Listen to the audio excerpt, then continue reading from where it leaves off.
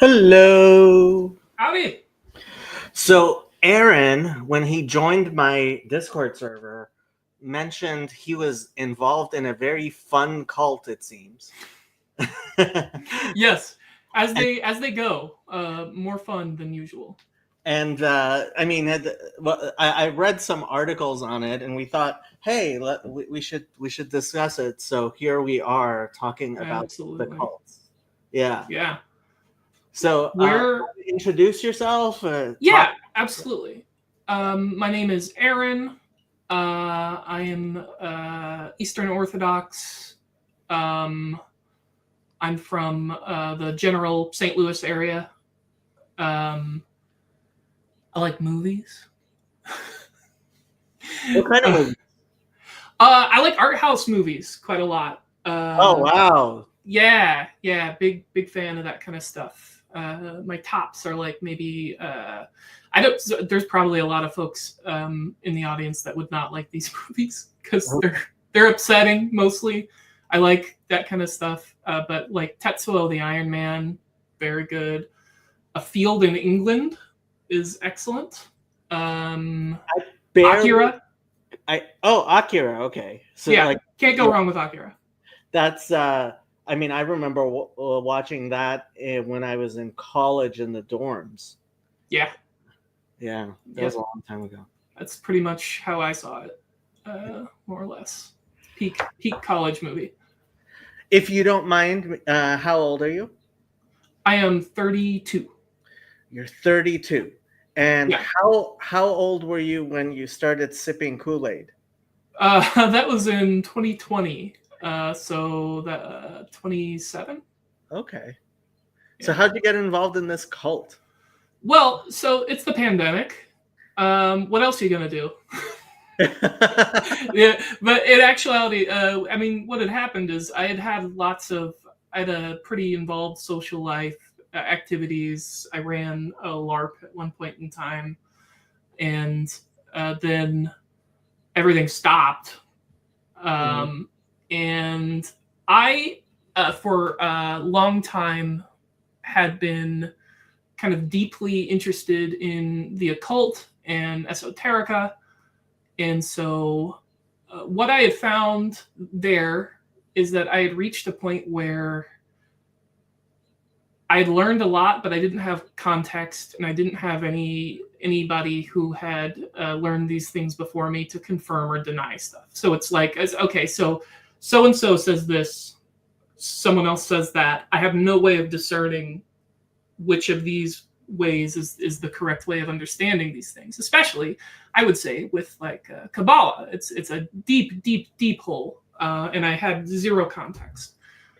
And most of the people who talk about it are not, I mean, they have weird ideas about it.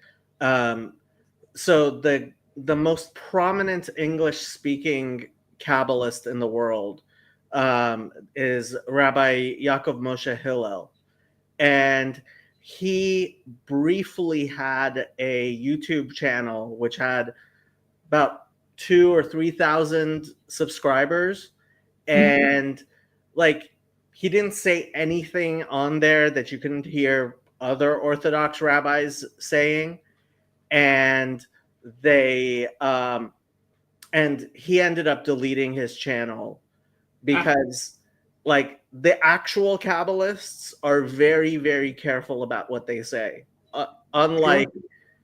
the people who go online, and like, there are these large channels I won't name, which are very into teaching Kabbalah, and they have all kinds of weird views that is not mainstream in Judaism at all. And Yeah. then people become convinced that, like, mainstream either that they become convinced that mainstream Judaism completely rejects Kabbalah, which we do not.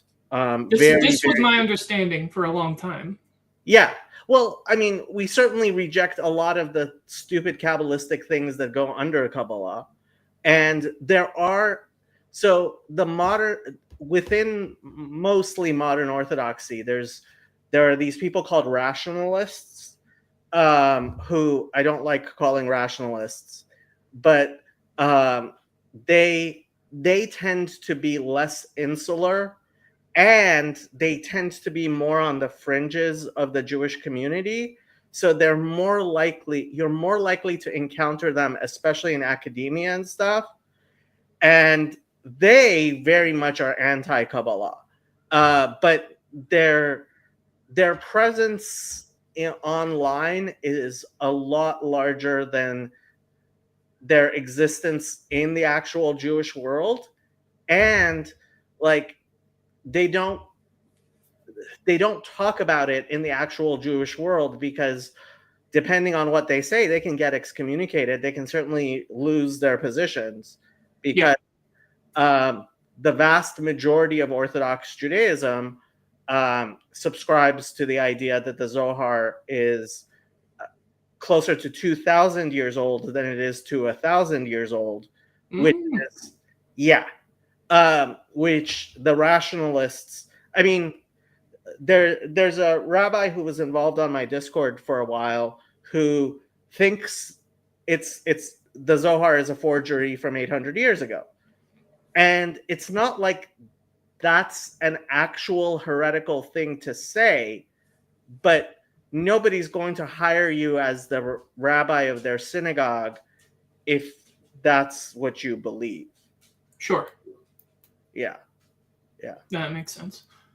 So I'm at that point where I'm kind of like sort of floundering in my studies in that regard. And in terms of religious background, the generation before my father's generation were all the ones who stopped going to church.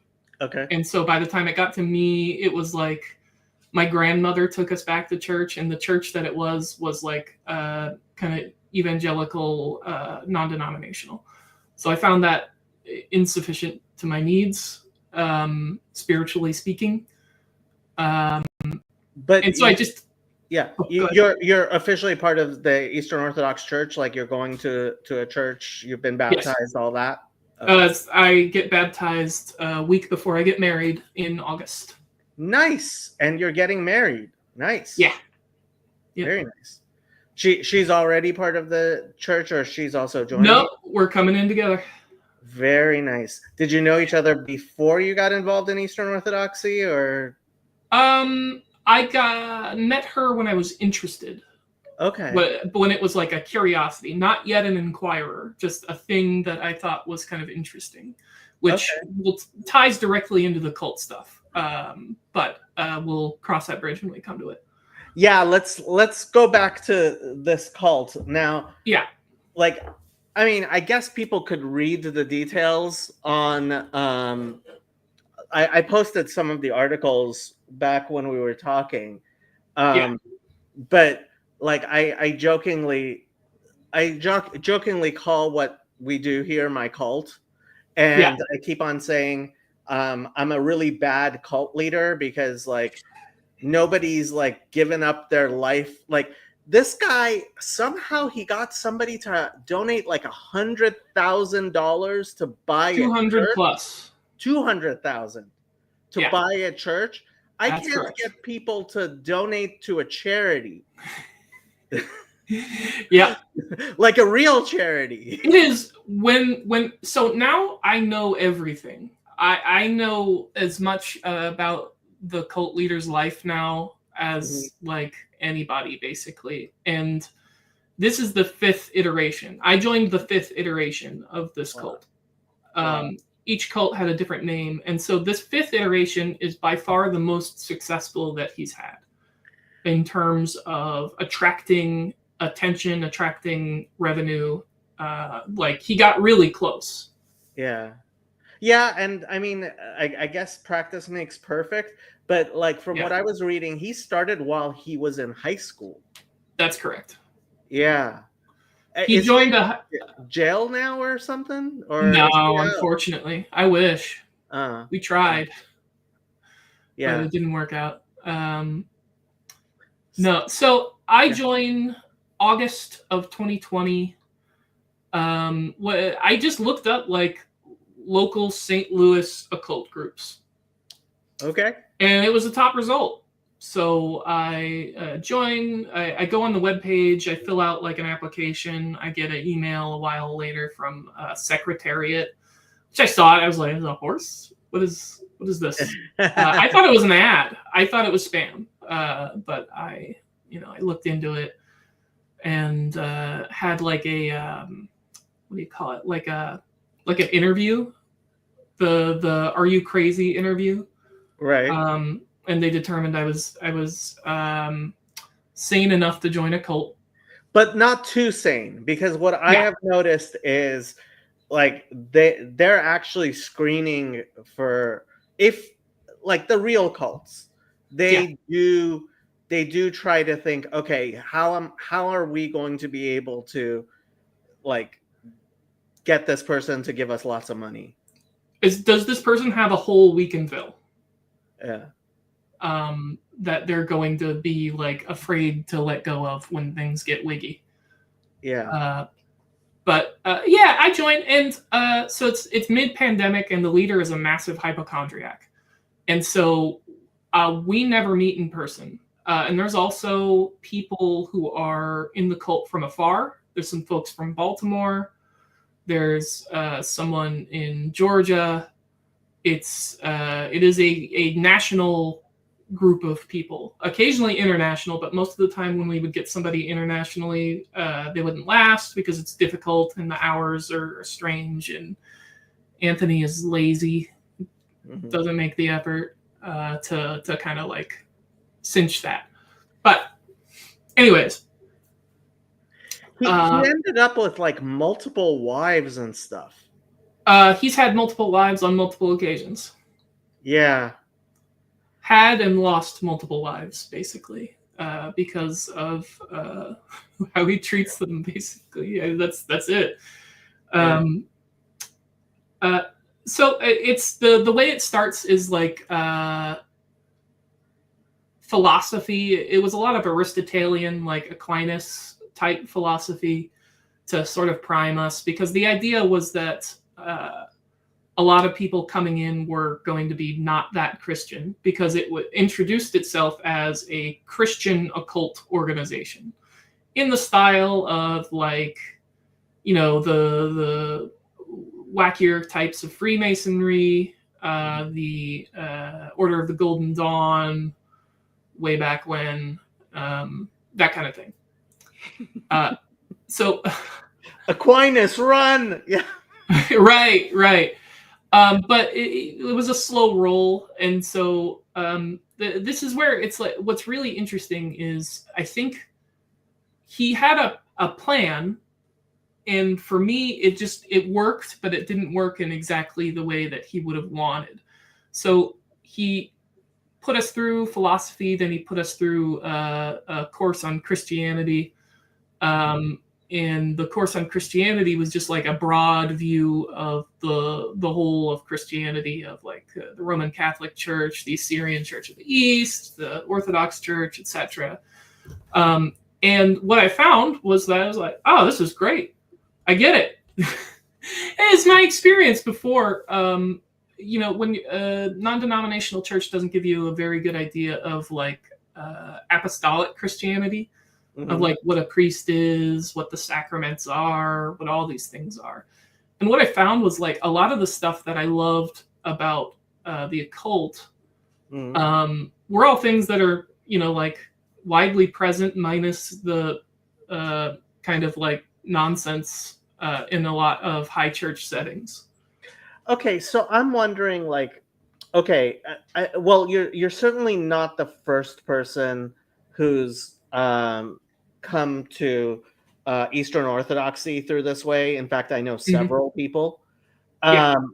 and I always wonder where it goes from. Okay, I'm a secular, mostly science-minded person who thinks maybe there might be something to this astrology thing, to like, I mean, do you actually end up going, oh, well, yeah, cult is real and there are spiritual worlds?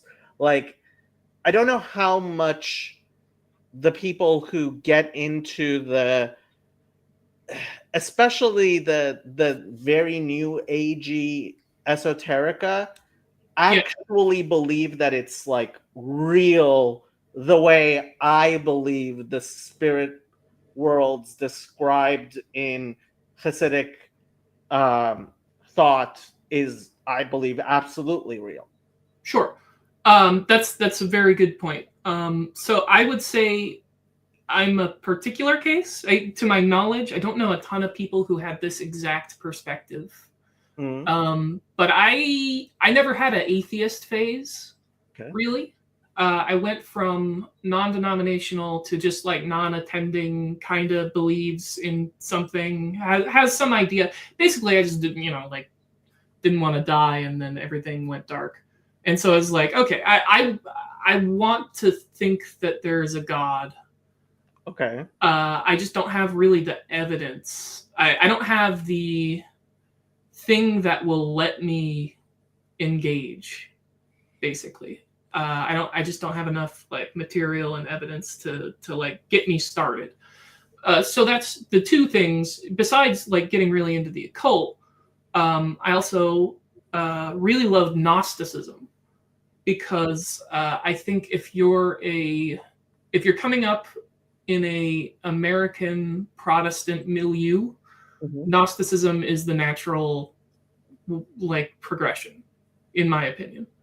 Really? Because How? if the God, if the Calvinist God is real, then that God has to be the demiurge.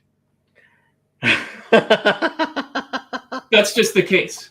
That's I I unfortunately I agree with you.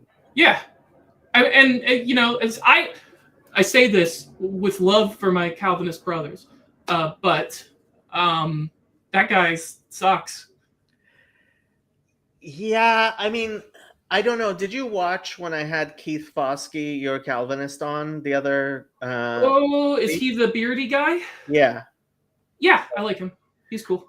So I mean, he talked about, like, because he believes in penal substitutionary atonement, and we're talking about justice, and I was like, okay, God just forgives you when you repent, and he's like, well, is that a just God? If it was a judge and he just let everyone go, would you say that that's justice? And my response was, well, if the judge like says everyone with a traffic ticket off with their heads, like that's obviously not a good judge. No. But that is precisely what like Calvinists think is God's justice, is like anybody who does any sin should like off with their heads. And it's like, come on, people. The natural consequences of what that means for like babies are obscene. Yeah, I almost made this video. So Bethel McGrew, who's uh, kind of popular here in the Jordan Peterson sphere slash Mhm. this little corner. She recently posted on Twitter. People are going to get mad at me for this, but I believe that unborn children are saved. And then she posted, and I also believe that God makes provision for the people who have never heard the gospel. And I responded with something like, you're almost there, just a little bit further and you'll realize the gospel is completely worthless. um, which, I mean, she's not gonna like. And I almost didn't post it because I was like, she might block me over this. Yeah. But like, if the whole point of the gospel is if you believe in Jesus, then God doesn't actually care if people do good things or bad things in their life. like it's just so capricious. And I mean, I think you're absolutely ultimately right. Like it's Marcionism in a way. Yeah. No, totally. I mean, it's one way I put it once is like the Reformed Church is like if you were a Gnostic, but then you decided to worship the demiurge anyways. Like that's That's your Calvinism. method. Yeah. Yeah. I don't think most Calvinists actually truly in their heart believe a lot of their own doctrine. They I can't. I hope so. I say that about the Trinity all the time, but Mhm. yeah, yeah. Okay, so you were I was never putting like a yeah, rationalist in the like secular materialist term way okay. of understanding it. Like the background radiation of secular materialism is in everybody's life, but beyond that, I would have self-described as a crank, basically. I'm just a kind of a weird guy. You said something that I kind of wanted to highlight, the permission part. Yeah, I think I remember one of the first rabbis I encountered when I was first becoming more religious in Judaism. Rabbi Lawrence Kellerman has two books, Permission to Believe and Permission to Receive. And that was a big thing that he pointed out, is there's a lot of people out there who are just looking for permission to believe things like, oh, the Torah is true, or anything is true, right? yeah, They're looking for justification, not of themselves, but justification of their propositions. right. Just enough to give me like something to hold on to while I get into the participation of the process is I think the thing, because especially in the Orthodox Church it's all about experience and participation. It's like the books are important, you should read them, but Mhm. especially scripture, but um being in the church environment is among the most important things, immersing yourself in the ritual and the whole thing, community. So, I mean, now do you study, like, what's it called, the philokalia? I'm not allowed. Okay, because you're not even you're not even baptized yet. Yeah. No, no. That's that kind of stuff is, and it's also like I've skimmed some monastic literature enough to know that it would not be useful for me. Okay. It's like it's somebody talking from a perspective I'm not even close to having, and Hmm. so I have a bunch of them because anytime someone dies or someone is downsizing their library, they bring in just a million books, and we get to like feast and take them home. So I have a great library, of which I would say most I won't be reading anytime soon. Okay. Okay. So back to the cult. You Yes, you were looking for a cult group, OCCULT, yes, right. and you heard about this guy. You put in an application. They do an interview, and then what? They invite you to a meeting, or Weekly Zoom meetings, weekly classes okay, that you take, and then occasionally, like every other week, like social gatherings in Discord or whatever. okay, Um, and that goes on for about a year. okay, About 7 months in, I actually got to meet the guy in a park with masks. Very huge hypochondriac. okay, He is. Excuse me. And in a year, I was initiated into the first grade of the cult, okay. and the first kind of level of like the cult's kind of meta reality was revealed to me of like the little things, like here's the stuff we don't tell people who've just joined, and that kind of thing. When did they start asking for money? So there were dues. There were dues from the start, and Okay. it was $20 a month with a $50 annual fee. Okay. I mean, Less than the Freemasons. yeah. I mean, It's not bad. It's funny. I have been, I keep on telling people, hey, link in the description. Like, I would like people to give $5 a month to Fountain of Comfort, because my thing is, hey, if you're getting something out of this, and certain people do, like, this should be something that we at least, so Fountain of Comfort is a charity so that we can help other people, right? Right. And like, I set a minimum for myself. I said, if we don't get $1,000, I'm not gonna, like, I'm just gonna quit, right? Okay. In a little over a year, we now have like $3,000. Better than nothing. That's not bad. Yeah, but I mean, $20 a month. So he's basically getting $300 a person. That's, with 10 people, he would be making more. He would be raising more money than I could get. And then, like, what did they tell you the dues were for? What did it pay for? Server costs.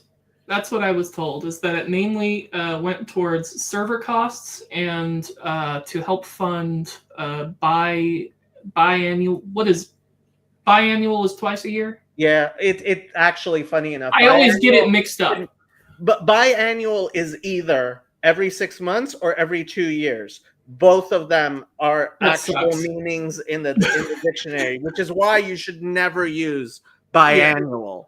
Right? Twice a year, every 6 months. Yeah. There needs to be a meeting about this. Yeah, yeah.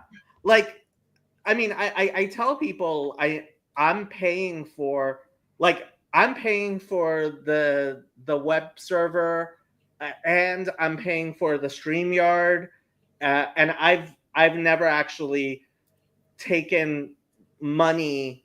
Well, like, people have contributed like $100 over the past 4 years towards the StreamYard, and the StreamYard is way more than that. But yeah, I mean, $300 for a server per person. So when you went up a level, did they charge you more? No. Okay. He was obsessed with committees. He loved holding committees. I think he felt like it made him more official. And so any kind of increase in dues, he would put through a committee. Okay. So, but everybody paid the same amount. Yeah. Some people would pay more on purpose. They would be like, I'm going to give more. Okay. Yeah. But otherwise, everybody paid the same amount. Like, did he ask for donations on a regular basis or anything like that? No, not really. Okay. And he was more or less, he would get to know everybody, and so he would sort of know who has money. That's certainly something that was on his mind. So I was kind of lucky in the sense, I say lucky, but the entire duration of the time that I was in the cult, I was broke. Okay. So I never gave very much.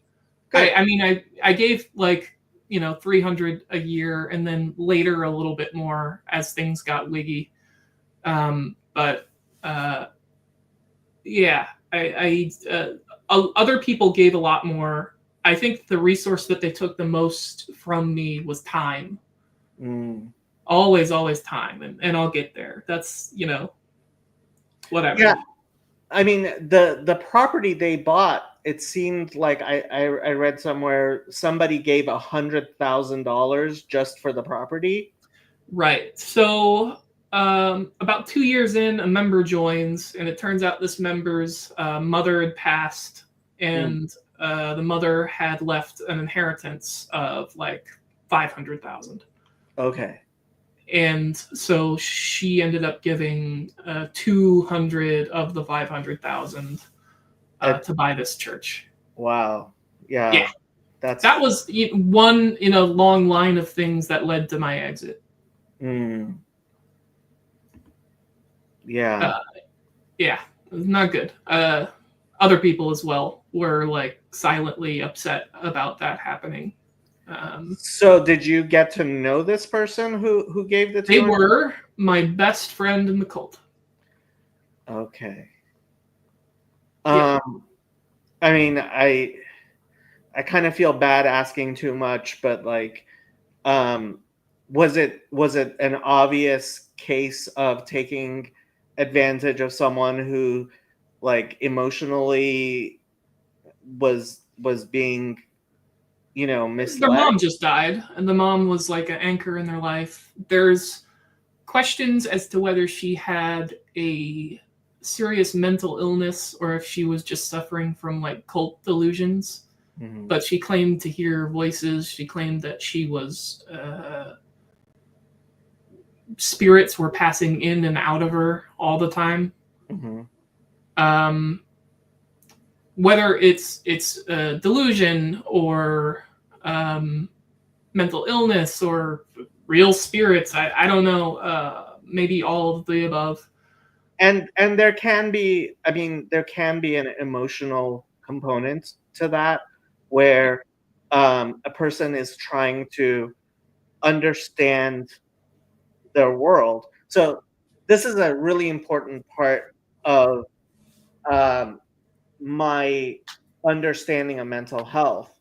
Is for a long time I was convinced that religious instruction and being religious is bad for somebody who has mental health issues. Mm-hmm. And then I started realizing that no, actually, religious instruction and religious, like, it actually helps you function better when you are in mental distress. Like, I personally, so when I was a child, I was in Iran, and during the Iran-Iraq War, lots of things, very traumatic things, happened to me as a child. As I became more religious throughout high school and then into college. At the same time, I was dealing with my PTSD, and getting counseling separately, and I thought of those things as separate things. And then I eventually was like, okay, I need to focus on my mental health, and I dropped my religious observance and my religious involvement, thinking, okay, I'm going to focus on my mental health. And I had a huge crash in my mental health. And now I realize I basically, rather than making myself healthier by cutting out the religiosity and religious involvement, I basically threw away the lifeline that was keeping me capable in life. Yeah.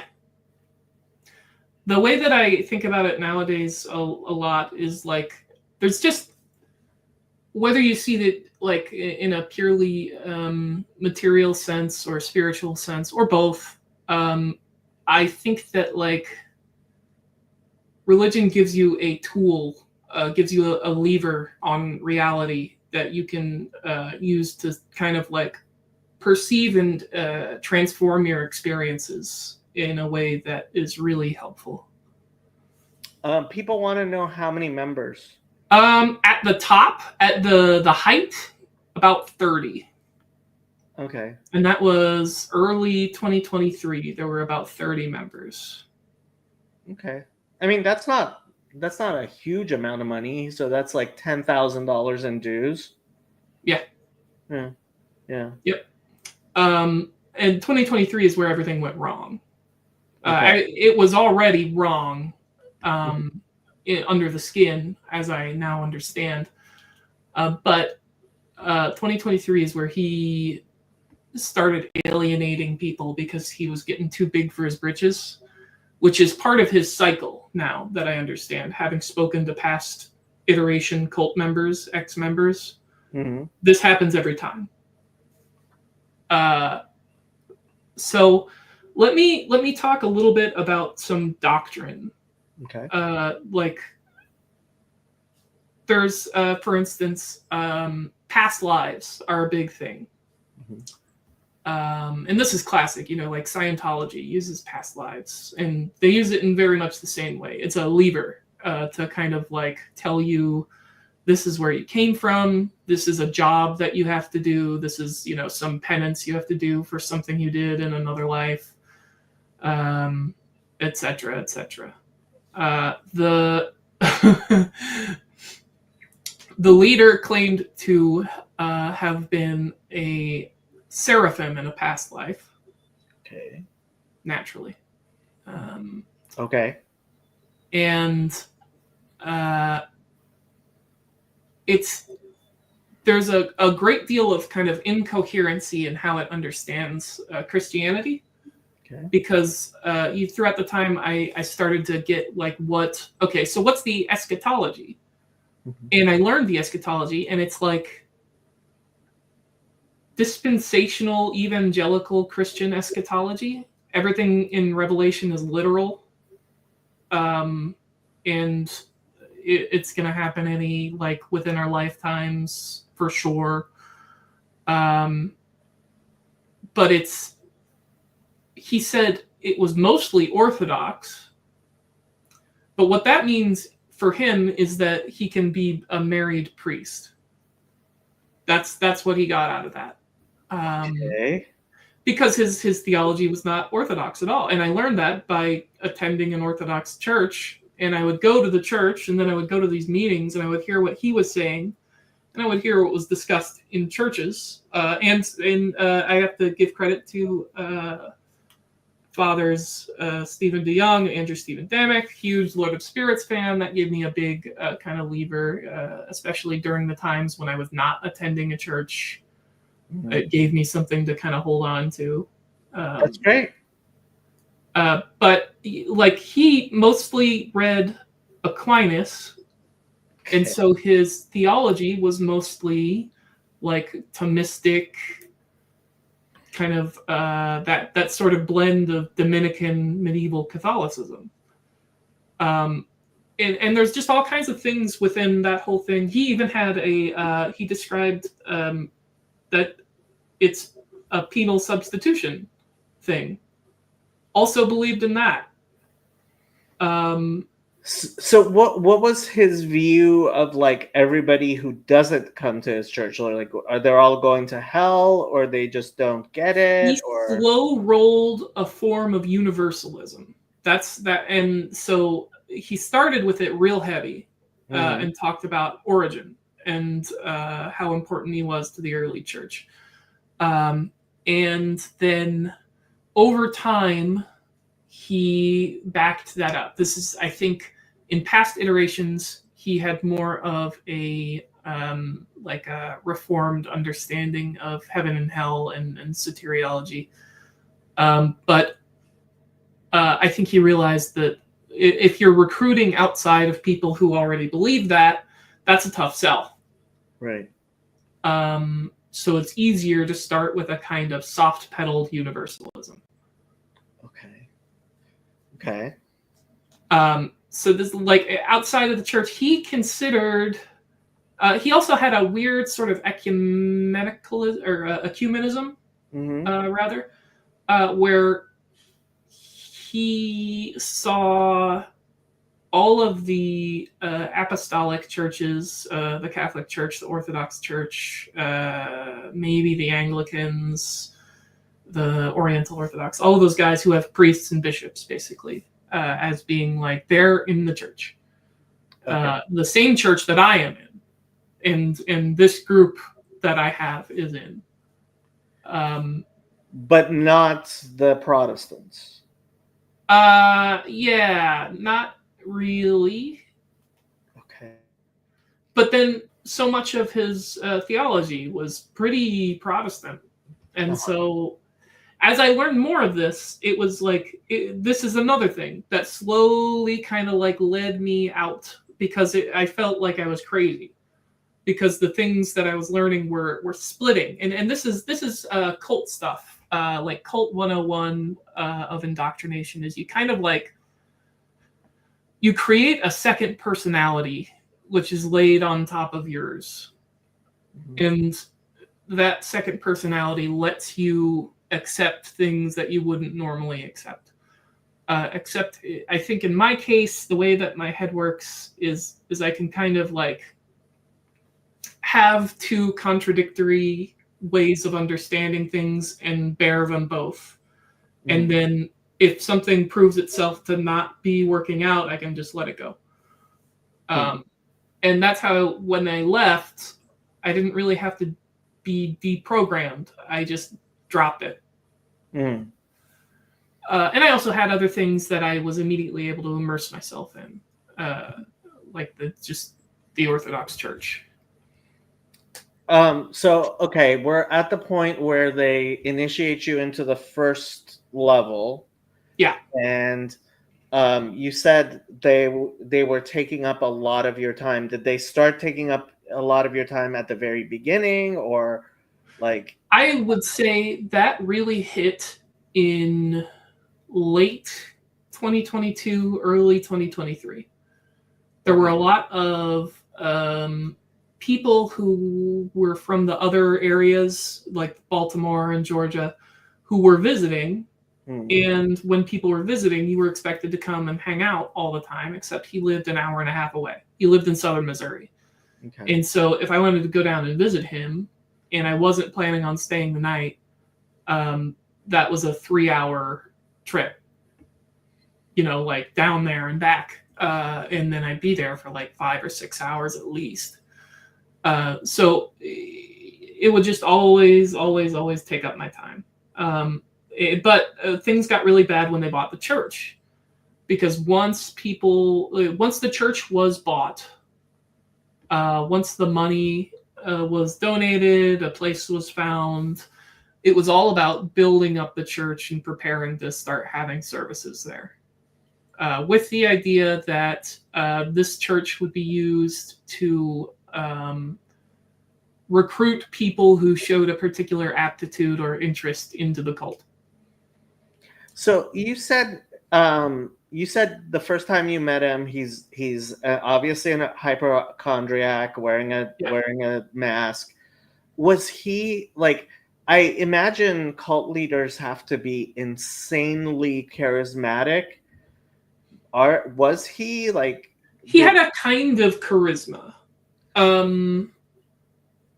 that's not really apparent unless you spent some time with him. Basically, he was just a really good conversationalist and a really good storyteller. I find that he has a lot in common with like Joseph Smith, where his ability to weave a story like that was great. His ability to keep these stories consistent, not as good.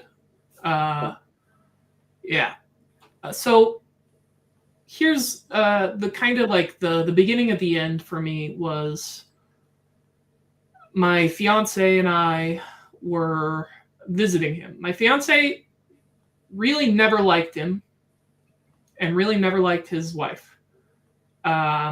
She just had a bad feeling. She was right. But she made an effort for me to like come and spend some time with these people that I spent a lot of time with. So she's down there with me visiting, and Anthony just starts talking about theology with her.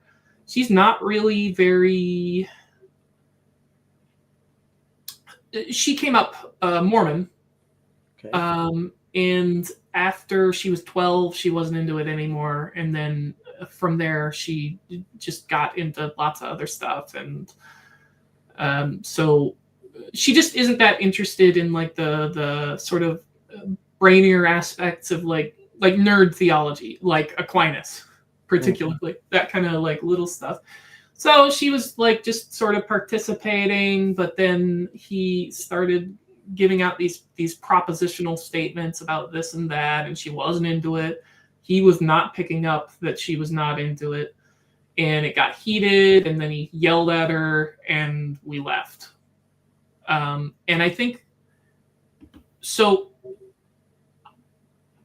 I wasn't really sure what was going to happen after that. I didn't end up leaving the cult, but pretty shortly after, there was a retreat, of the twice yearly retreats, which is just we all put our money together to buy Airbnb and hang out for a weekend. Okay. Usually at these places, he would give these special readings. So the special readings involve him pretending to go into a meditative trance and channel. And I swear, this is a space dragon. Yeah, I read about that. That was interesting. Yeah. Right. An ancient space dragon wizard who would read our fortunes. Yeah. So the space dragon wizard I had already caught in a couple of like, he would get stuff wrong. He would like make claims about what the space dragon wizard knew and didn't know. He would say things like, once the dragon reads you, he's got that in his head forever, and so he could just rattle it off. And then on another occasion, somebody was like, hey, I forgot the name of my past life. Can you tell me what it is?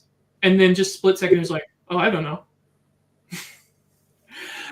See, that's another thing. I always imagined cult leaders have to have really good memories, but I guess not. No, that's the thing. Is most people just like, oh, I guess that's a weird thing. But I put that back. I filed that away for later because I was like, well, that's not what you said this works like. Yeah. We'll just see about that. So in this occasion, he gives me a reading because I've just ranked up again. Okay. And in this reading, the thing that he tells me is very clearly, he forms it as a kind of obscure riddle that I have to answer. And the obscure riddle is so transparently, you have to leave your fiance if you want to get anywhere. Oh.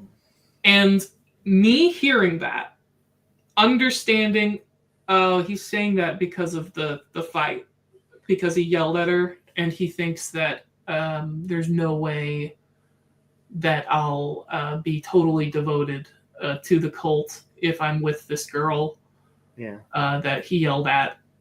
And that completely broke any faith that I had in the cult.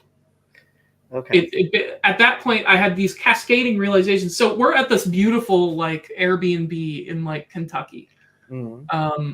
And otherwise having a great time. And I'm just like moping kind of for the rest of that visit because I'm like, oh, I'm living a lie. What do I do here? What is this? Where do I go from here? How do I continue? And I think essentially my answer was to try to ignore it for the sake of the people that are my friends that are in this. I had an attachment at that point to the community, but I did not have an attachment to anything that he was telling us. Okay. At any given time. And I began to lose more and more faith in him as like even just a competent functionary.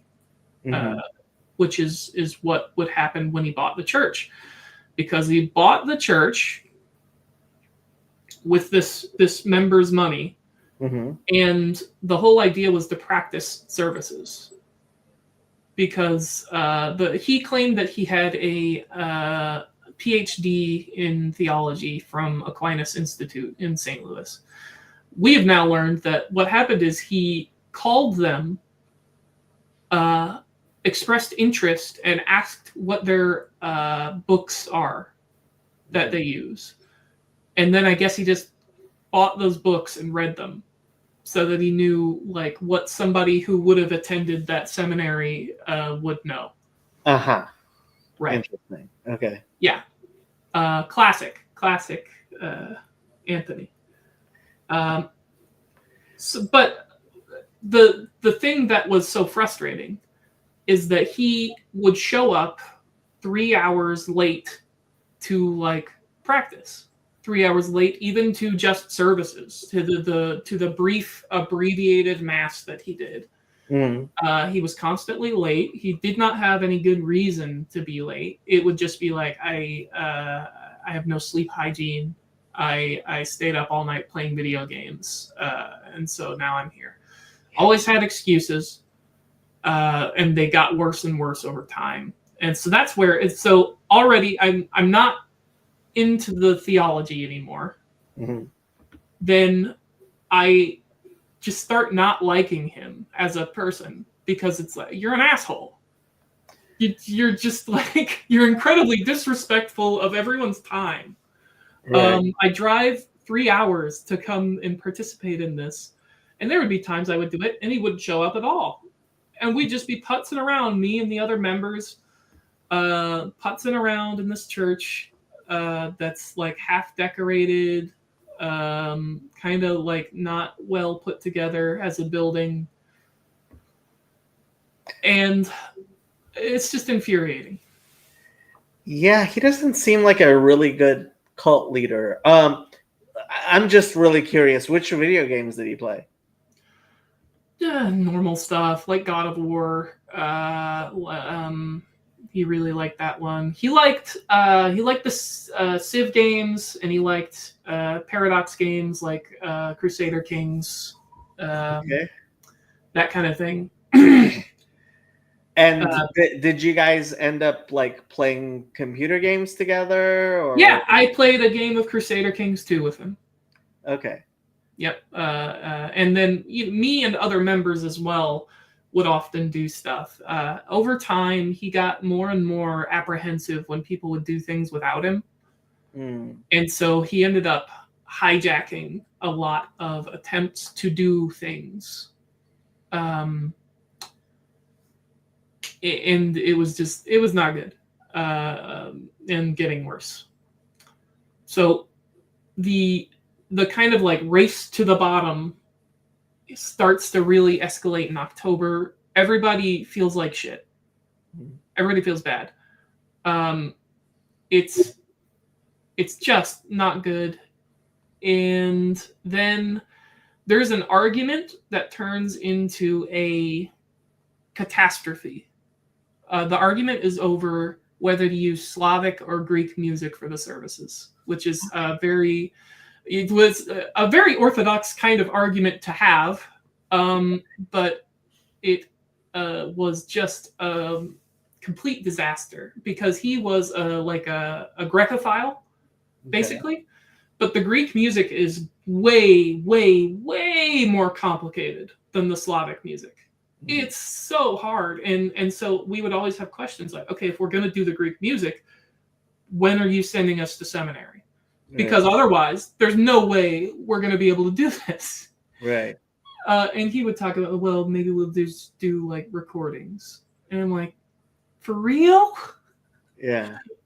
Oh, God. I mean, this is interesting because it really seems to me like he it just really sounds to me like he kind of fell into being a cult leader, because I always imagined cult leaders are incredibly methodical, and they like are devious and they have exact plans. And yeah, He Jan God was says like cults on a that. budget are the best. He was like that in some ways, in very specific areas and places. So he was a people mover, and he was always working on people, more than I knew. So at any given time, he was pitting people in the cult against each other. So to the kind of more liberal wing of the cult, he would go and say things like, yeah, I'm really trying to get all this stuff done, but so and so and so and so, the trads, they're really on my back about this and this, and so we gotta be careful about that. Then, to the more conservative, traditional people, he would do the opposite. He would say, these liberals are on my back all the time, every day, about this and that. And I knew this because I affected no particular affiliation at all. So I'd be in the room for both of these. And this is what once more led to my kind of like disenfranchisement with it all. So did he claim to be like part of General Orthodoxy, like the OCA and stuff like that? Kind of. Okay. Kind of. He claimed that he was made a priest by a Catholic bishop, but the way that he expressed an understanding of ordination was that a priest is a priest is a priest, and that meant that he was capable of also performing. It's like essentially what he was saying was like the split is all them. That's politics. Whatever, it doesn't matter. And so that was his whole kind of like way of expressing these things, and especially for people who didn't have any experience with high church Christianity.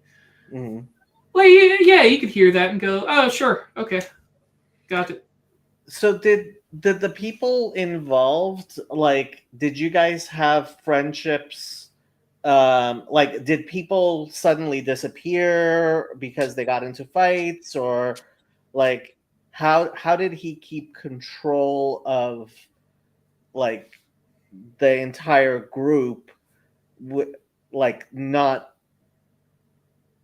Do you understand what I'm saying? Like, yes, yeah. I mean, we all were friends, but whenever he noticed that two people were getting really close, becoming very good friends, becoming friends more than they were devoted to the cult, he would fuck with it. I'm sorry, I keep cursing. Is that okay? I don't know if this is it's fine. Okay. Yeah. Sorry, I should have asked beforehand. I don't know if the people watching, I mean, I know Jan God is really very sensitive to. I apologize. I will try to be more discreet. Yeah. He would mess with these things. He would throw spanners into the works, and there were situations where if he saw somebody being like too disruptive, he would sabotage them. In the cult, he would like publicly argue with them in a way that made them look bad, which is something he was very good at doing. He was very good at talking, just really rhetorically skilled.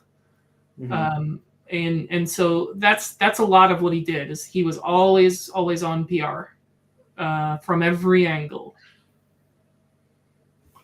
And I'm guessing like relational aggression, like talking to individual people and kind of convincing them that so and so is a bad person type thing. Yeah. Yep, a lot of that. Where things got complicated is I had two friends who were like before they joined the cult, very Catholic, who I developed a really strong friendship with. that lived locally. I had other people that I was very good friends with, but they lived in Baltimore, and so it was like two different kinds of things. And so we were just sort of a trio within the larger group. And so when this argument over the music started,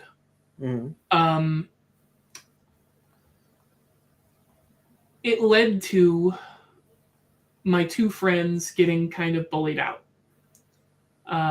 And a sort of like side issue is that Anthony also didn't like the guy's wife.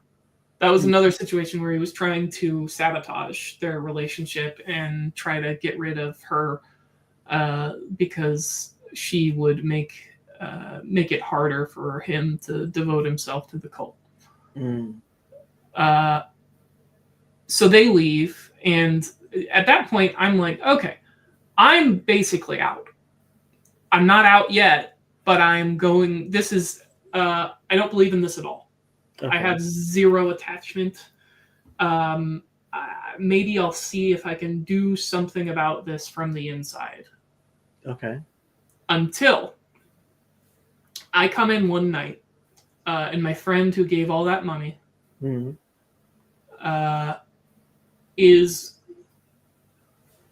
it is explained to me is going to be engaging in something called the shadow ritual.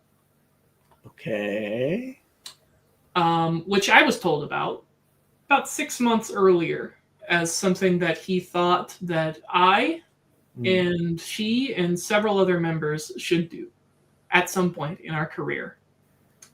The shadow ritual it's like real basic Jungian shadow integration therapeutic stuff, except that it's supposed to be like inherently traumatic.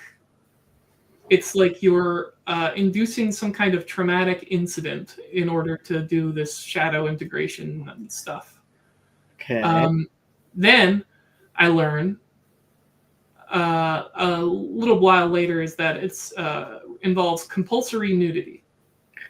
He doesn't tell everybody that it involves compulsory nudity, but he tells me because once again I affect neutrality all the time in these conversations, and he just trusted me with that kind of information. Okay. This person is whatever they're going through, it seems like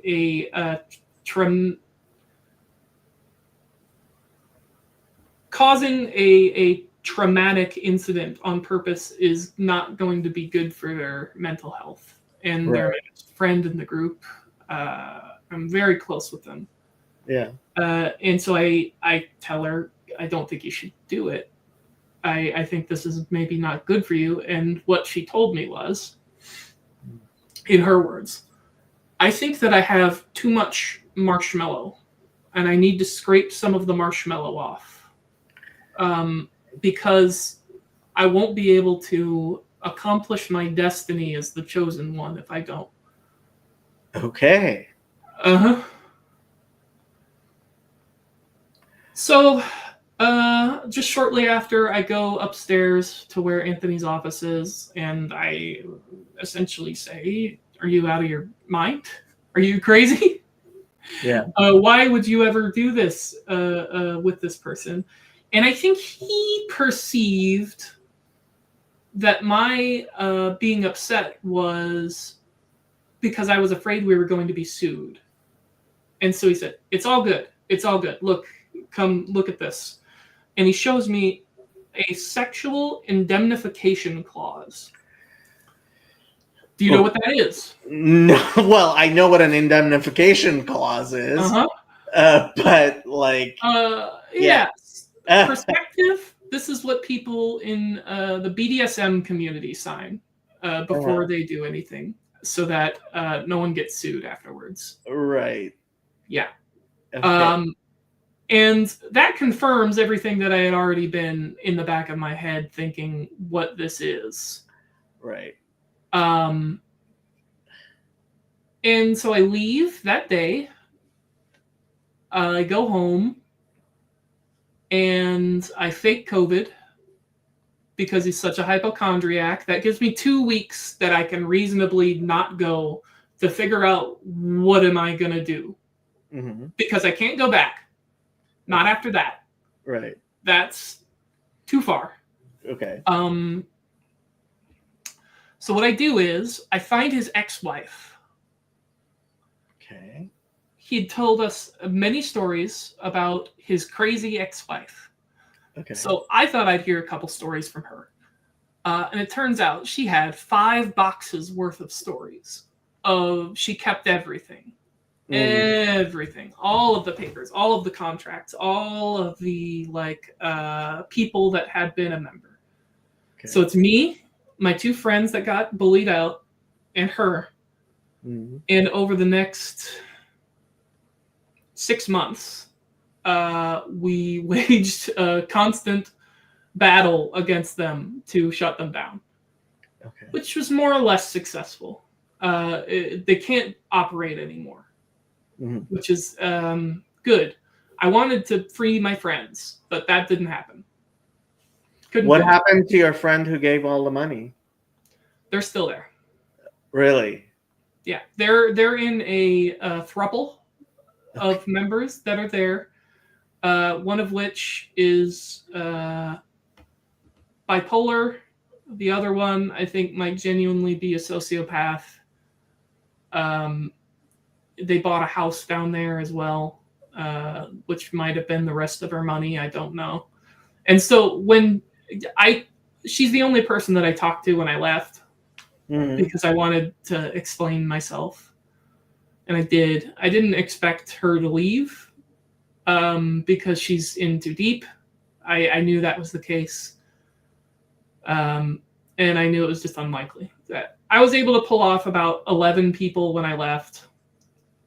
We went to the local pagan picnic and exposed them there, so that that was the main place that they recruited. Okay.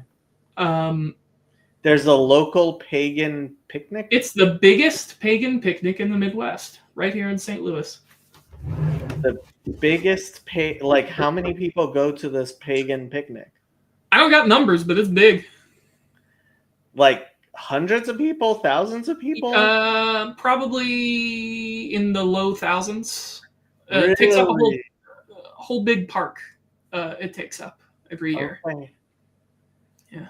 And is it like potluck, or do they charge admissions?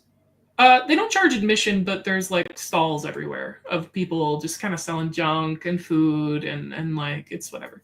It's a good time. They're not real pagans. They're like babies. St. Louis Pagan Picnic. There we go. Yep. Paganpicnic.org. Right.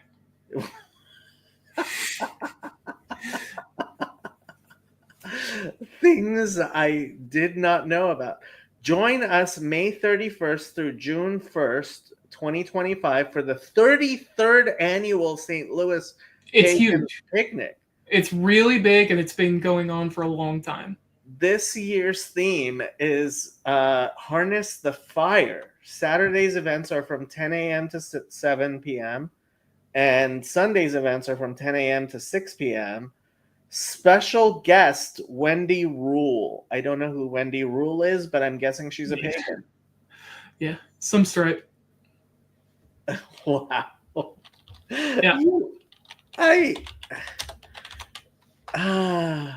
Wendy Rule is an Australian singer and songwriter and a teacher of a modern pagan spirituality. Okay. So there we go. Yeah. Stop their ability to do that. He was making a lot of moves with the local Chamber of Commerce, so we had a visit with them, showed them our proofs, and then they no longer had a connection to the local Chamber of Commerce. We went to the papers. We went everywhere that would hear us. We did go to the cops. Cops weren't interested. Talked to the FBI. The FBI were slightly more interested. Uh-huh. But they still didn't do anything, unfortunately. Okay. See, I always imagined. Well, St. Louis is a very big city. I think in a smaller city there would be community leaders who would be involved, but like one of the things that got me really really pissed was when I was working at this domestic violence shelter for Catholic Charities here in Los Angeles. Mhm. Right near us, there was a Santeria, um, like basically cult thing. And one of the mothers was spending the food money for her kids on Santeria shit, which it really bothered me that there I don't think there's anything the police could do about something like that. Yeah. In this case, so it's all of the activity. We would go to St. Louis, but they were in southern Missouri. So they were in Jefferson County, St. Francis County, which is like an hour south of St. Louis, hour and a half south of St. Louis. And so it's in Festus, it's in Bonne Terre, it's in Farmington. People who are from there know these places maybe, but in either case, there were like, this is the problem, is that it's there were instances in past versions of the cult where there would be statutory things, 14-year-olds. Yeah, I saw that. I'm surprised he mentioned his ex-wife because that's kind of like dumb of him. But Yep, yeah, sure was. yeah. I couldn't have done half of what I did if I hadn't heard him talk about her on many occasions. And I'm like, he doesn't change his name apparently. Like he's still using. He does. He does. Okay. When I met him, he called himself Anthony Benjamin. Okay. Which is his middle name. Okay. And then now I think he's going by like James something, which is his other middle name. So how, like, he told you the name of his ex-wife? Yeah, he would tell these stories, and these stories would always have some kind of like moral to them that he was trying to impart. Okay. So he would talk about how there was this girl, and I met her, and there was a woman who was possessed, and I had to do an exorcism. And I always wanted to go into an exorcism with one other person. But everybody else was busy, so I had to take this person, and they had a really peculiar name, very uncommon. And then he would say that in the exorcism, the demon knew the name. Okay. Well, later I would learn this person was one of the people that had been assaulted as a minor, and that they just took a lot of their mom's drugs and went into a kind of a, like psychotic episode. Right. Which I guess the mom thought was some kind of demon stuff. And so that's why she called Anthony, because she knew that this person had been involved with Anthony, had been in one of the past versions of the cult. But he told us these stories, and I remembered them all. Okay. Like, I can't imagine that he assumed that we would, or that I certainly never imagined that I would have contacted someone from the old cult, much less put together a group of like 25 ex-cult members, and that this was the group that put all of the kind of resources together to destroy it. So, do you still keep in touch with the other ex-cult members? Yeah. Okay. Not as much as when we were at it every week. Right. But we still talk. Just about a month ago, we had a meetup potluck hangout, Okay. which was a good time. Yeah. The two that were bullied out, I'm very close to, and so we talk monthly on the phone. Okay. They live in Texas now. Okay. Interesting. Yeah. Huh. Okay. I'm wondering if other people have questions. I mean, I really don't understand how I don't understand how things like this actually get off the ground. Like, from everything I've seen, cult leaders tend to in cults like while they're still in high school and pretty young. This is the thing, is that he's an idiot, but he's like clever. He's clever because like the way that he grew up was pretty like awful, and so he had to sort of like learn how to be clever to get what he wanted. That's essentially it. Made him very shrewd. It made him very good at reading people. So I would say it was learning from the 4 previous cults is what happened. Yeah. So he just got better and better. Yeah. He went back to the drawing board each time, and he's like, okay, what do we take out? What do we move further into the process so that you don't like come in, see, oh, the Garden of Eden, there were 7 celestial dragons present. Interesting. Okay. And they're like the D&D colored dragons. That's what you got going on. All right. Or any of this really silly eschatology. He claimed to be the angel from Revelation 10. Okay. I Which, don't know Revelation 10. It is the angel. He hands a scroll to St. John. St. John eats it. Okay. That's this. But the angel arrives with 7 thunders, and the 7 thunders are supposed to be these 7 people who are going to have some like active role in Armageddon. Oh, right. And he claimed like his disciples were the 7 thunders. Right. That they would be. That he had to find them. That was like his job in life. I see. Yeah, I think I read something about that. It's amazing how detailed this stuff can be. Like I would never imagine making up things like that myself. Well, that aspect is a part of what kept me in, because in my head I was thinking, this guy can't make it to a service on time. How is he going to write this much lore? Like, he can't write a class. How can he do this? What I didn't realize was that he's been doing it for so long, he just had a lot of material to draw from.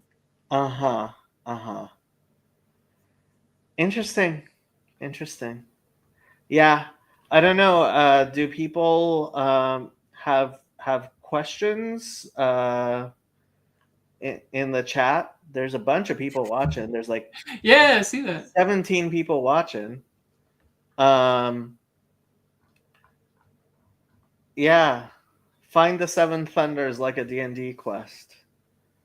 Yeah, I'll drop the link if people want to join and talk.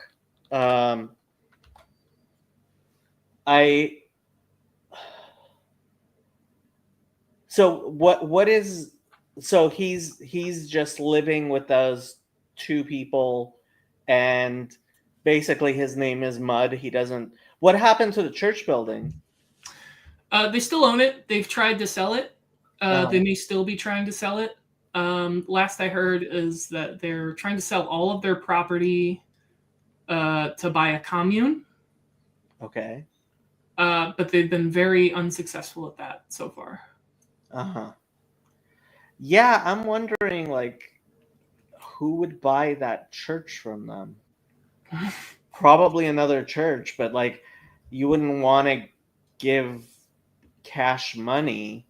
And Yeah, it's complicated because what we were told, the people who scouted it for us, who were right. members of the cult, Yeah. said like, oh, it's a nice neighborhood. There's like a lot of like old folks' homes nearby. It's very chill.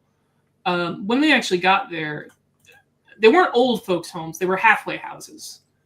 And the one next to the church was constantly having the ambulance called and like fire trucks called. And I'm pretty sure they had a meth lab. But it's like, it was not nice. Garth asked, what kind of LARPing did I do? I did Vampire the Masquerade. Oh, I did Vampire the Masquerade. Yeah. Yeah. Hi, Andrew. Yeah, How's it been? Andrew is a member of my cult. I've taken him for Let's all of his go. money. I think I was the first member, man. So much money. You're certainly in a lot of these live streams. Yeah. A lot of his time and money. Yeah. Yeah. Dun, dun, dun.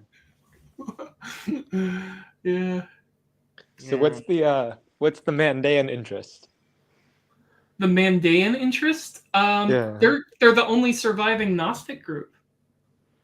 That's it. what Andrew says. I don't think I personally am not so sure they're surviving Gnostic group. It is quite possible that they're only like 1,000 years old. We don't know. Yeah. That's true. But there were Gnostics 1,000 years ago, like the Cathars and the Bogomils, like they did exist. Mm-hmm. Mm-hmm. Yeah. Like I don't know that like they're actually, because the Karaites, like they appear to be pretty old, but they're only 1,000 years old. So, yeah. But they call John like Yahya or whatever instead of like Yohana or something like that. Yeah, so they might just be Muslims. Yeah. Well, a lot the of Muslims, they say they're Sabians or whatever. Yeah, so maybe the Muslims got it from them. Yeah. It's hard to say, like the there's a lot of like blank spaces in the history of some religions down there where we really don't have a ton of information, including Islam. Yes, well, right. Father Stephen, I don't know if it was on here or on like Lord of Spirits at some point, talked about how like we kind of like the earliest Christians who had contact with the Muslims didn't say anything about a lot of what is in Islam. Right. Like they just talked about it's like invading Arabs from the east. Just showed up and they were real angry. Yeah. Didn't say anything about like Muhammad.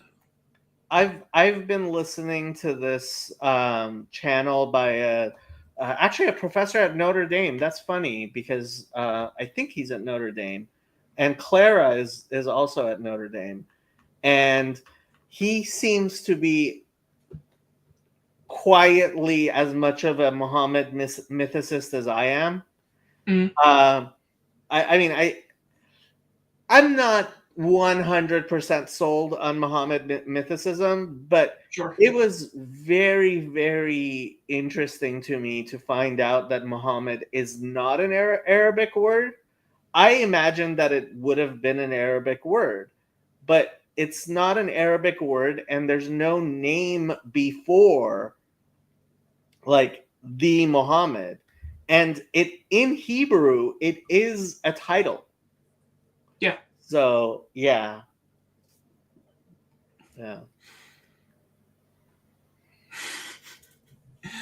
That's good. Let's see. Right. I ran a Vampire the Masquerade LARP off of the new set of rules for about 3 or 4 years. Okay. Which was a lot of fun. But pandemic happened and it never really took off after that.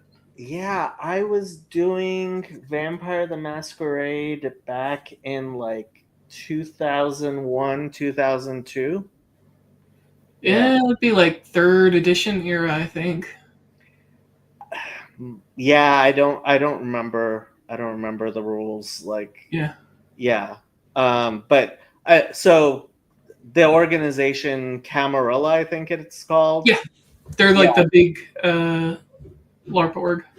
Yeah, so in Los Angeles, they had regular events and stuff. They're pretty big around here. So that's cool. Yeah. Do you remember what clan you played? I think I was playing Ventru. Yeah. Yeah. Always a good pick. It's very my type of thing. Yeah. I was a Tremere guy. Okay. So much so I got a tattoo. It's more commemoratory. It's you probably can't see, it's a little blurry, but that's the clan Tremere symbol. Yeah, your camera it's stinky. Focuses sometimes and then it unfocuses. So every once in a while we actually get to see you. Yeah. I emerge from a shroud of mystery. Yeah.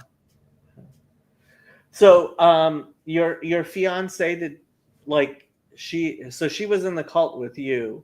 She was never in the cult. She never joined. Nope. Okay. Yeah. Was he your fiance the whole time, or? We met in 2021, and I proposed in 2022. So it went well. We've just basically been. We weren't sure when we were going to get married because weddings are expensive. But then, like, as I came in through the Orthodox Church, I had a beautiful moment of like. The priest was like, "Yeah, we pretty much do everything." You know, and like I was coming from the direction of, do we have to do this wedding thing, this wedding thing, this wedding thing? And he said, you can if you want to. I'm like, because I really hate a lot of like weddingisms, veil, throwing the bouquet, the garter thing. It's kind of gross. All of that like English stuff. So, how do your family feel about all this stuff? Well, this is very interesting. My dad knows. Okay. I thought that the articles that came out were naturally going to be like my family was going to run into them, and there would be some kind of explanation. So I was like preparing myself to explain ahead of time. But then the articles had a wide reach, but I knew very few people that really like ran into them that were not like a bunch of Orthodox people I knew in the church ran into them because the name of the church was that they had was Saint Sophia's Antecedent Orthodox Church, which is a made-up thing that they made up. Yeah. That's funny. Okay. Yeah. Right. So a lot of my family doesn't know. And I just figured like, they don't have to really. That's the thing is like, I take it to my therapist. That's kind of how my therapist and my priest. Yeah. I was actually somewhat, so when I dropped my religious observance, I thought I would have to explain to a lot of family members. I thought family members would remember. And I was actually very surprised eventually, but now I kind of get it. Like, most of my family members have better things to think about than my religious history. Yeah. It's not a huge like point of thought for them, and so most of them like no clue. Like if we go out to lunch, they'll like ask me, "Oh, do you still keep kosher?" Sometimes, but not really. Yeah. Totally, absolutely. That's one of those things. Like they're because I have a wedding and I'm inviting them. There's been more of a discussion of like, oh, you're Orthodox now. What? What is what? I come from like a mostly Catholic family that aren't observant anymore and haven't been for like 45 years. And so it's just not something that's come up. Interesting. What about your fiance's family, to the degree you want to discuss it? Well, my fiance is an interesting case. She's got a lot going on. So one of her parents was immigrant from Japan. Oh. Yep. Both of her parents were like 50 when they had her. Okay. So they both died during the pandemic. Oh, wow. Yeah. And they were Mormons. So she had this kind of like triple threat of things that like make her kind of alienated from a lot of the world. Yeah. It's really a big weird thing. I think, were you the one who discussed it in the Mormon channel about the Japanese Mormon community? I don't think so. No. Somebody told me. I can't imagine it's two different people, or like about like their family coming to the United States because there wasn't a temple. Like going to the temple was really difficult as a Mormon in Japan for a long time until there was a or maybe I was reading it somewhere, but like the Japanese Mormon community has been like growing a lot. And yeah.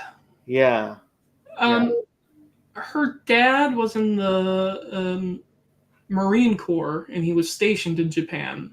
Met mom, but they also married late. They married in their I say late. It's marrying in your like late 30s, early 40s is not that late necessarily, but it's like they had both had like whole lives essentially before they met and before she decided to convert, which is a thing that both my fiance and I are kind of mystified by. Like just a whirlwind Mormon romance. My fiance thinks that her mom just wanted to come to America, and it was like the best way to do it. Her dad was born into a Mormon family? No, he converted. Okay. He converted in like later in life after his brother did. Okay.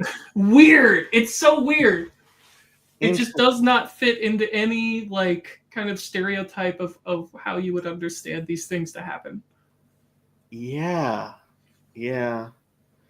I mean, I say there's a reason why facts are oftentimes stranger than fiction, because when you write fiction, it has to make sense in some way to a human being, and actual facts don't. Like they just people just do stuff sometimes without Yeah. thinking about it too much. Yeah. It was very, very weird. Anything else you wanted to talk about? You wanted to tell people about? We don't have to stick to the cult subject. Yeah. I think.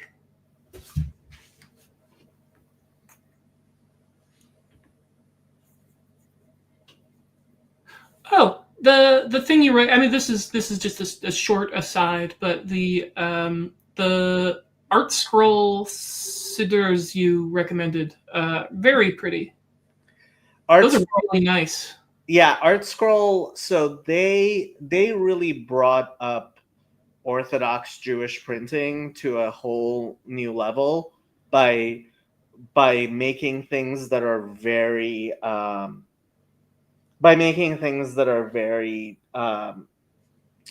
you know, well done. And now, like, other Orthodox Jewish printers also make things very high level. But like, yeah, Art Scroll and their sidurs. So a sidur is a prayer book, a Jewish prayer book. Yeah, they're like top notch sidurim, and yeah, I really like them. They're very popular, but at the same time, they're also pretty expensive. Yeah. I mean, I thought like 30-ish Yeah. for one of them was like pretty reasonable for like as much as you're getting, but I don't know. It is. That's like about the Imagine, same as our prayer books. but imagine a synagogue having to buy them, and then Sidurim have a tendency to walk away, and like, Sure. yeah, so like a synagogue buying Sidurim, I think there was kind of a sort of race to the bottom for a long time, where people were buying whatever was the cheapest one available, and then Art Scroll came along and kind of undid that. Yeah. But yeah, I mean, also I think printing has gotten a lot cheaper than it used to be, relatively. I mean, yeah, I think printing is a lot cheaper than it was. So Yeah.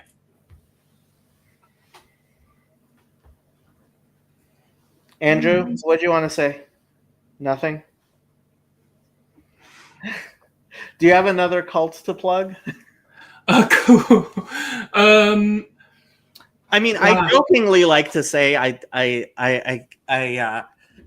like to learn about cults so I can make my cult better. But like, whenever I find out like various things about the cults, it's like I'm just not into, like, sexually assaulting 14-year-olds. Like, it's not a thing I am interested in doing. And apparently that's the whole point of having a cult. That's a lot of it. It seems like, the reality is if you make a cult and you design it well enough, it's not a cult anymore. It's just a group of friends that you hang out with. And so, really, cults were just the friends we made along the way. Yeah. I mean, it would be nice if somebody wanted to give me $200,000. There are things I could think of doing with $200,000. Mm-hmm. But at the same time, like, I can't imagine actually taking that money from someone who, like, I don't feel is completely, like, if somebody's a multi-billionaire and like, sure, but like, but if you're giving like half your worth, yeah, or like your inheritance from your mom, but yeah. No, it's pretty gruesome. And it just sucks that they're still down there. They're not doing like active cult stuff. I think they just gather at each other's houses now to do whatever it is that they do. Well, I mean, if they have the building, like, yeah, they hardly use it anymore. But that could be because they've worked out that just as a natural consequence of the actions that we took and the way that we spread the word, we developed a stout network of spies. okay. And so we just have tons of people down there that like say, "Oh, I saw him at a supermarket the other day," or "I saw him driving by the church," or whatever the case may be. Interesting. And I think they caught on to that. Mm. And so I think they avoid the church. Interesting. Okay. Yeah. Do you think there is a LARP to cult pipeline or anything like Yes. that? Okay. Yeah, Okay. kind of. Okay. They're really close. They're like Mhm. very similar mindsets going in. Mhm. Is like you start and you're like, yeah, okay, this could all be nonsense, but whatever. And then as you get more and more into it, what you immerse yourself in is to some extent, whether you want it or not, going to affect what's going on in your head. Mhm. Yeah, I think there are people who are incredibly like very, very rational people, and they find the entire idea of like role playing to be strange and silly, and why would any human being do that? Yeah. And those people are not in danger of ever ending up in a cult. No. At the same time, those people are also not in any danger of like being imaginative or creative or It's the trade-off. It's like there's a thing to like people who join cults are not stupid. That's the first thing that if I were to spread something to everyone, what I would say is two things. The two most annoying things that I would hear. People that join cults are not stupid. People who join cults have open hearts. And it is a dangerous thing to have a heart that's too open. But if your heart is completely closed off to the world, it's a dismal, grisly existence. I think, in my opinion. But the other thing, and the most annoying thing that I would hear from anything that we would put out, and it's deeply unfortunate, but I would hear people say, "But aren't all religions cults?" And like, no. Like if I were to like express what they're saying in a way that's like more coherent, you could have a Catholic church that's running as a cult. That within this specific church, it's a cult. But is the Catholic Church writ broad a cult? No, it's not that type of organization. Most religions are not that type. Even like the Mormons, who have some very culty tendencies. No, the like fundamental LDS that are out in the woods with like 10 wives, they're a cult. Yeah. But their organization isn't. Honestly, I mean, a true cult, and I mean, it's hard to define the word in a way. It makes it very difficult. Yeah. The definition that I think is okay, although I generally just dislike using the word, is a high pressure religious group. Like, it's very, very hard for one of those groups to get very large. They're too. They top out somewhere. Yeah. It's like they don't get past a certain level. The examples of where they would be like Scientology. That's they got pretty big. And they got pretty big. I think this is one of my little goofy theories, which is that Tom Cruise is like an antichrist. Okay, we'll get there. Hermetic Order of the Golden Dawn, late 19th century occult organization. Aleister Crowley joins, forms his own branch. One of his disciples is a man named Jack Parsons, who helped develop rocket engineering that got us to the moon. Mm-hmm. He had a disciple who was a science fiction author named L. Ron Hubbard. And that takes us, it's a direct line from like that occult tradition to David Miscavige and Tom Cruise today. So, I mean, I just asked Grok, and like it's saying that the Church of Scientology inflates its numbers, and at its heyday, it was like 100,000 members. Like that's not. It's large, but it's not, a huge number of Not people. at all. Same thing. I think with they really Islam. thrive from very wealthy, very influential individual members. They have a lot of people that are like pretty up there that fund. They're operating off of the whale model, basically, of like Candy Crush, those games that you would play and then you would have to pay to continue to play. So in America, those games survive off of like 10% of the audience giving 90% of the money. Right. Because they'll spend like thousands of dollars a month. Yeah. Now, what's interesting is in I only have Japan for data here. It's the opposite in Japan. In Japan, everybody pays a little.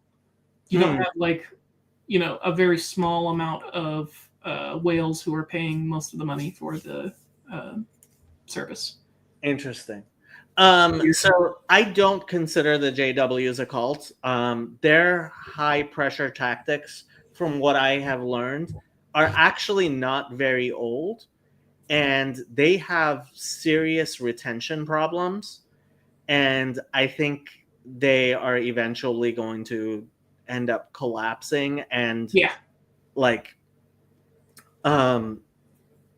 going to flip, because there's more XJWs than there are like gung-ho JWs. So I mean, the CCP is a government. And frankly, I don't think like Xi and stuff actually believe very much in it. So no, I mean, like since the 80s, Chinese communism has not been very. They're cooperating with like Western capitalism to a large degree. Yeah.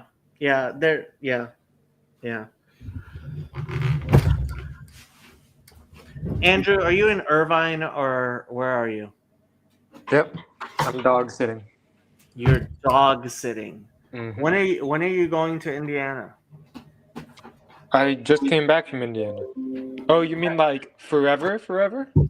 I guess. Well, the union has to get back to me on my ranking, and then after that they'll get back to me on like whether I get in the thing. So we'll see. If the ranking is like really good or really bad, then we'll have like an idea of what's gonna happen. But just kind of seeing what happens. I see, said the blind man, clear as mud. How's work stuff with you, Aaron? Oops, Aaron's gone. He's gone forever, man. Aaron has left us. Yeah. Dude, I just completed this like certification thing for whatever electrician helper job with the Department of Water and Power.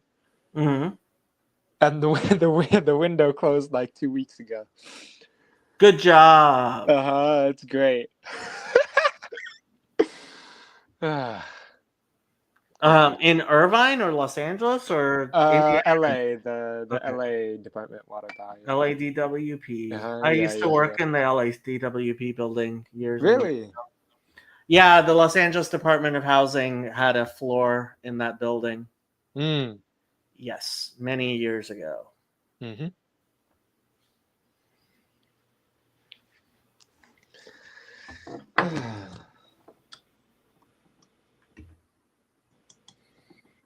Guys, just remember that if China wins, it's because God wanted it to be so.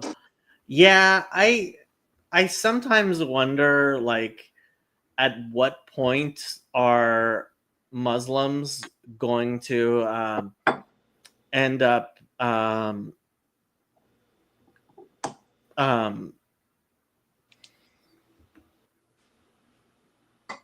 being like, oh, maybe like Allah like doesn't like what we're doing, and apparently it's happening a little bit, but yeah.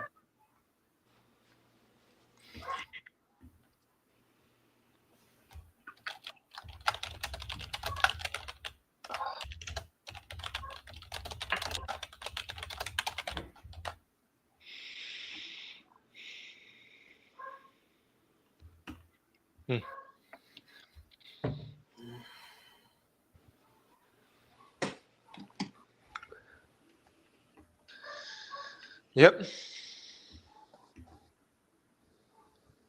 You know,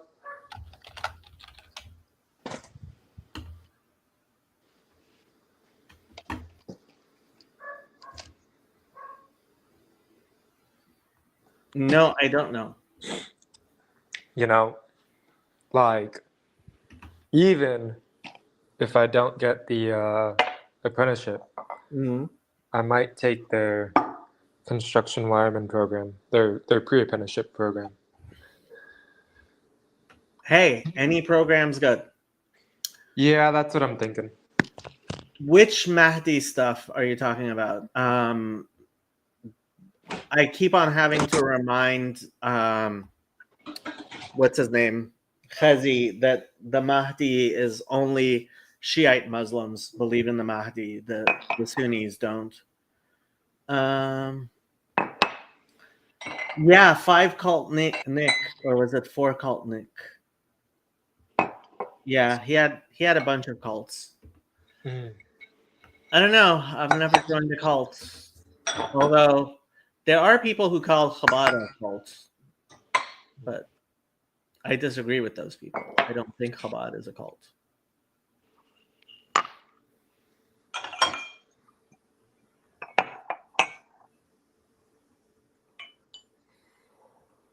You're dog sitting, so your parents aren't there? Yeah, huh? They saw the funeral of the Pope.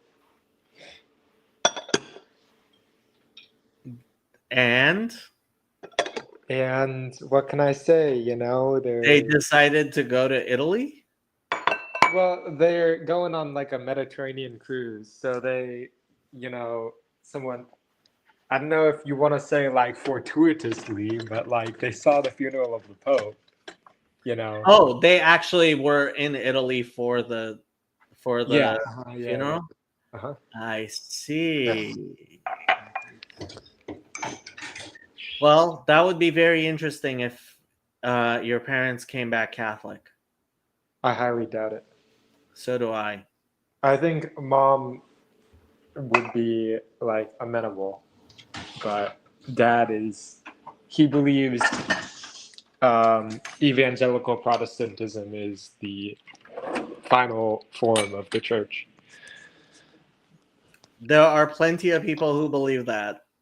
I think. Yeah. Yeah. Yeah. Yeah. He fell asleep during the Easter concert, and I was like,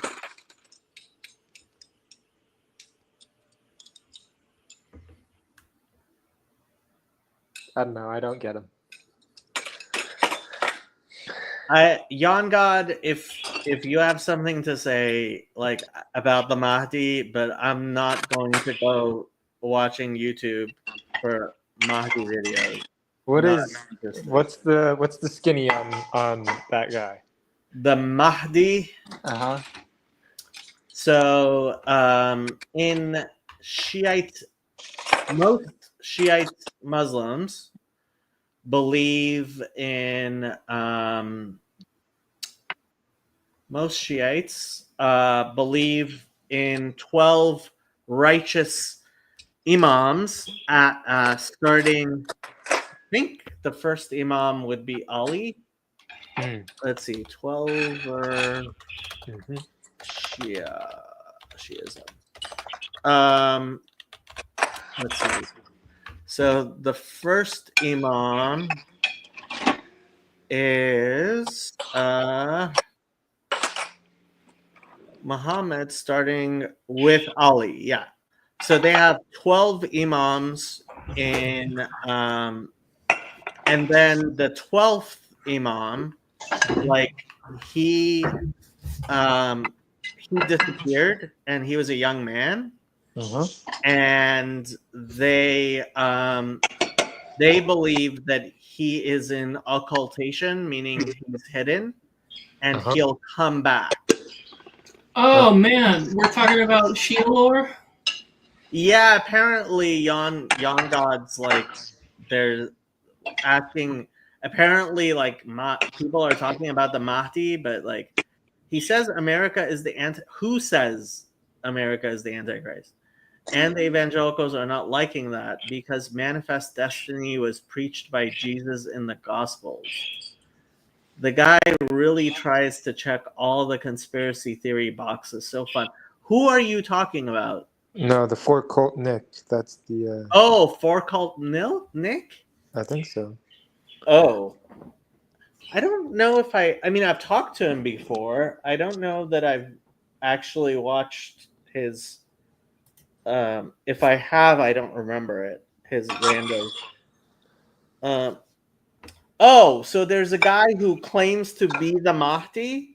Yeah, well, I mean, that happens all the time. Yep. Like, that's not news, John God. Like, that's like that's like somebody claiming to be Jesus. That happens a lot. Apparently, this guy's name is Abdullah Hashem. Oh, I think I have heard about this guy. Do you know that there is a small group of kind of like Shia descended Trinitarian Muslims? Okay. Yeah, it's kind of wild. You're not talking about the Ahmadiyya, are you? I don't think so. Because there's a group, they're from India, who have like some sort of vague Trinitarian belief. No, I think these guys are from like Syria mainly. Okay. It starts with a Y, but I can't for the life of me remember what they're called. Well, you're not thinking of the Yazidis. No, or the Alawites. Maybe the Alawites are what I'm talking about. I mean, the Alawites, yeah, they have some weird beliefs, but they only teach that to the initiated. Most Alawites don't have any idea that they're not just like. They have not succeeded in keeping that a secret. Well, apparently they've succeeded in keeping it a secret among the Alawites themselves better than anyone else, which isn't surprising. Sure. Yeah, so Abdullah Hashem was born to an Egyptian father and an American mother. He's 41 and he was born in the United States. We're sorry. And he has 100,000 subscribers on YouTube. So he's more popular than I am.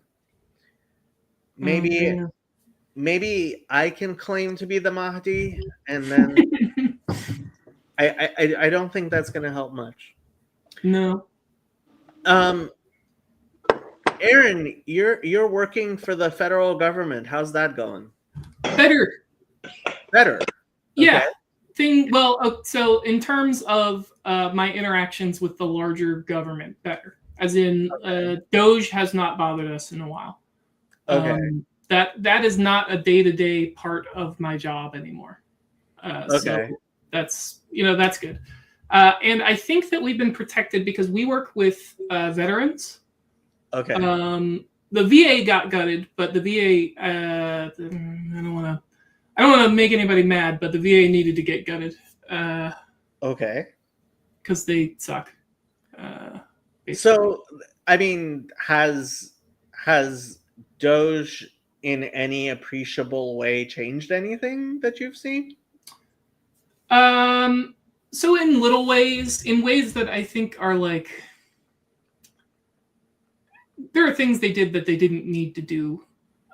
So one of the things that happened was as a reaction, not specifically to Doge, but to some of the things that have been happening in the administration. So like, we used to have these things called affinity groups, and they were basically support groups for people of just different minority ethnicities and people who were neurodivergent and the LGBT. Those were like gone. They didn't spend any money on them, which I thought was like, oh, this is just kind of mean. You didn't need to get rid of these. Well, that wasn't Doge. That was just yes. That wasn't. That's correct. Yeah. No, the extent of the way that like Doge is, affected us is we would get the emails of like, what did you do this week? And after about the second or third one, we got official word that we fell into a category within the government that don't have to respond to them because we we just deal with classified information. Okay. And so like not everyone in my agency does, but enough of them do that you could not comprehensively say everyone send an email about what you're doing this week. Okay. And so we just didn't kind of qualify for that. Okay. Yeah. So that was it. It really otherwise did not affect us too much. And it seems like, I don't want to say that they fired somebody and had to rehire that person. That's happened. Yeah. This was the funniest thing, which I described this in the chat, but it was like, we lost our secretary. And the way that the secretary does a lot in our company. And it was a specific part of our company that the secretary was over. Once they got rid of that person, they couldn't backfill the position because no one else knew how to do what they do. So we just didn't have one. That's really bad. It's awful. It's not good. Like, what happens if this person dies? Right. The other thing that sucked is she was so good at her job. She was like so good, and she was a week away from not being probationary anymore. But then they rehired her. So we're rock solid. If I were her, I would ask for a huge raise. Yeah. Man. Yeah. No, it's been fine. The stuff that sucks is just agency stuff. As I described how we have a new software and it's bad, and its implementation has been bad. But that's working for the government. That's like within my expectation of like this is how the government works. This is how their contracts work. We just got to deal with the hand we've been dealt. Yeah. I mean, so there's been a few changes that were obvious and necessary that I'm glad have happened. There have been changes which I think downstream are going to probably have large effects. Yeah. I don't know. I am still hopeful that Doge is going to do, like, it's actually going a lot better than I just imagined that some court would have completely shut it down, and that's not what's happened. No, it's mostly not been the case. Like that one that stopped the deferred resignation for a while, the judge was like, this is not really like the proper way to go through what you're trying to do. So there's not really like any justification for me to prevent this. And then that was that. No, I would say the courts have mostly not. The courts have opposed some things in what the current administration is doing, but Doge is not really one of them. Yeah. No, I've been following everything that's been going on a little bit too much, and Sure. I mean, we will see what actually happens.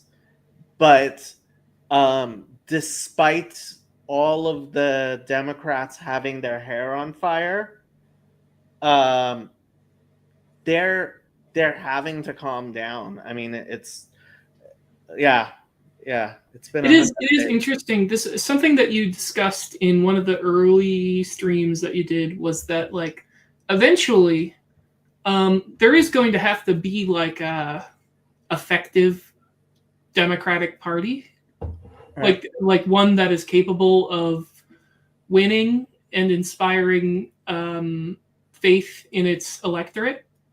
And there's not one right now. I have no. I mean, it's hard to say. Like Trump is a particularly charismatic figure. I don't know if there's any other one in the Republican Party that can carry what he's got the same way. They tried. Yeah. Like they tried to replace him with DeSantis, but DeSantis has no juice. He's a juiceless man. He's a juiceless man. Yeah, and so like, what are they gonna do when Trump can't run anymore? If he dies, I don't know. I mean, JD Vance is trying, but I don't He's think such a twerp. He's such a little wormy guy. Yeah. I actually was wondering if possibly Stephen Miller might be the person who stands up, because people hate him. Like, the only people who actually know his name, some Republicans do, but basically it's Democrats who lose their mind. And I seriously do wonder if at some point if the Republicans just need somebody else to trigger and troll the Democrats, like Stephen Miller seems to be the type of person who can inspire derangement syndrome. Sure. That's what DeSantis tried to do. He very specifically tried to be that guy. Yeah. I don't know enough about Stephen Miller to say whether or not he is. The whole thing with Trump is that it was like he's not trying to be anyone. He's just what he is. Yeah. And so he comes off as like just like your grandpa, basically, like a kind of a sort of cranky grandfather character. I don't know if there's anybody like that in most of politics, is the thing. But, as who I want? I want Jesse Ventura. I want the body in the Oval Office. Jesse Ventura combines the populist appeal of Donald Trump and Bernie Sanders within one human being. I mean, that's been tried before. Yeah. Like, he when he was governor of that state, right? Minnesota? Yeah. I think.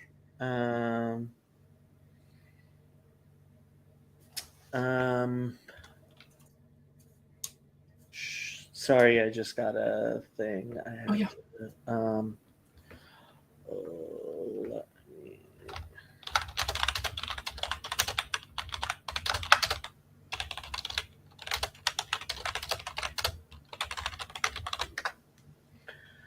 Okay.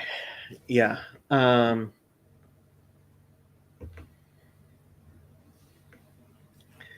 Yeah.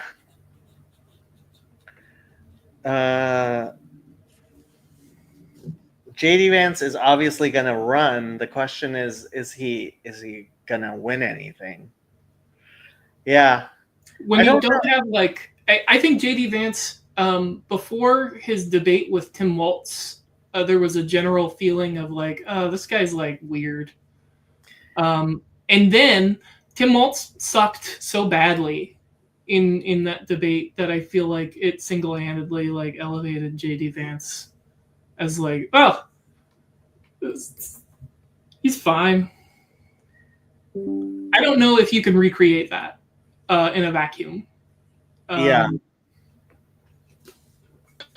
Didn't he do some funky stuff with a couch though? He did. Yeah, he seems to have Actually, no, he did not. But He didn't. Oh, he really should have gotten on that. the Democrats decided that they were just like, that was their example when Yeah. the whole they're eating the dogs, they're eating the cats thing happened. Mm-hmm.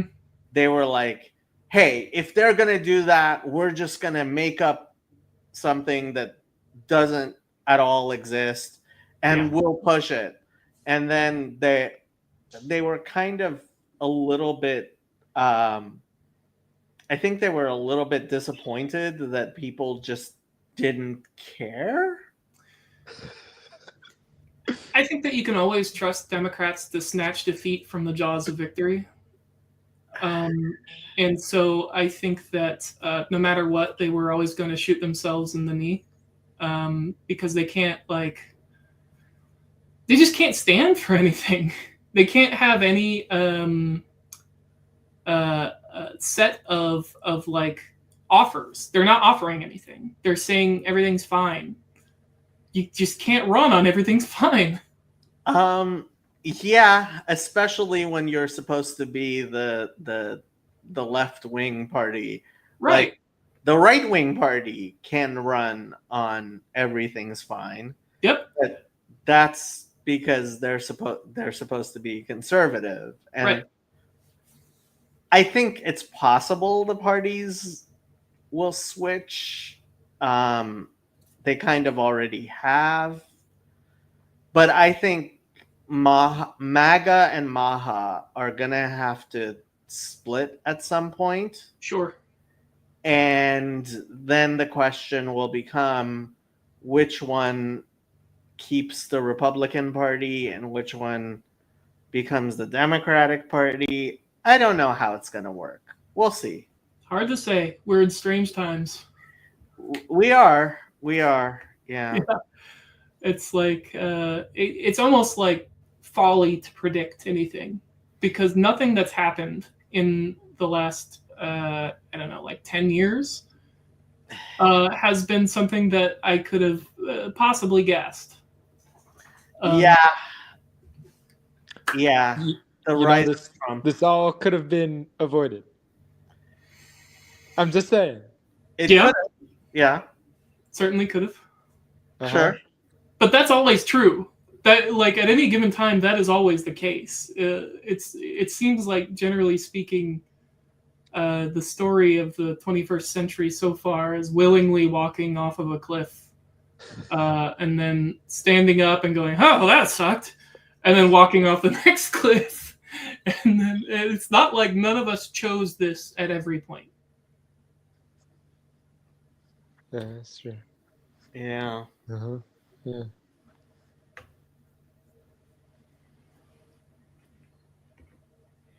Who would the Democrats run against Vance? Well, the Democrats are about to have a huge fight.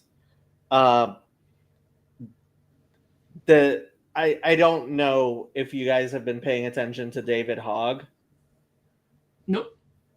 So, vice chairman of the DNC, he started talking about primarying safe Democrats, and I think that's gonna be a huge fight within the. From what direction? From what progressives. The progressives, yeah. Okay. So, like, getting rid of the squad. Oh, no. Getting rid of Chuck Schumer. Getting rid of. Okay. Yeah. That sounds good. I mean, that's David Hogg's thing, but yeah. What looks like is going to happen is they're just going to bury David Hogg and make an example out of him. Because how dare you speak that way? I mean, I've, again, been paying way too much attention to what's going on in the Democratic Party, but there has to be a civil war. there is going to be a civil war within the Democratic Party, and I think they're just trying to figure out where the lines are going to be. But it might just wait until after the 2026 election. Sure. See how that shakes out. See how that shakes out. And yeah, the elections in what elections are there going to be in November of 2025? Here, let's ask Grok. Grok, what are major elections in November of 2025?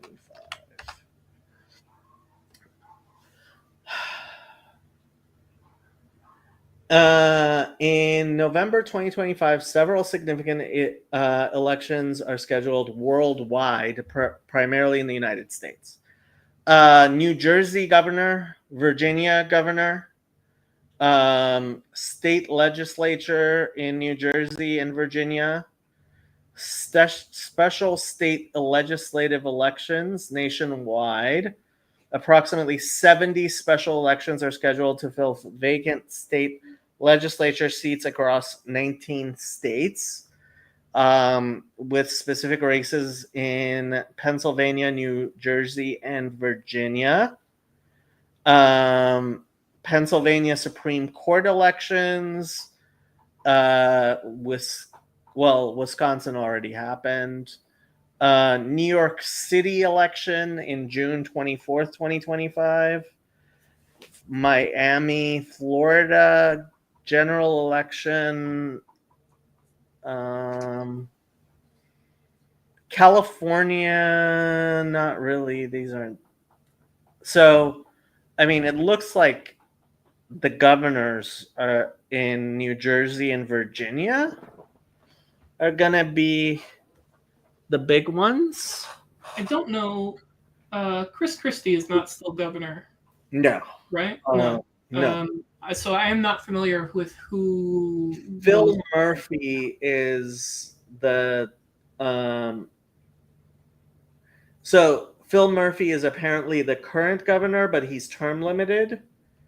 So, yeah, if the Republicans take New Jersey and or Virginia, in the gubernatorial elections, then the Democrats might have their civil war before 2026.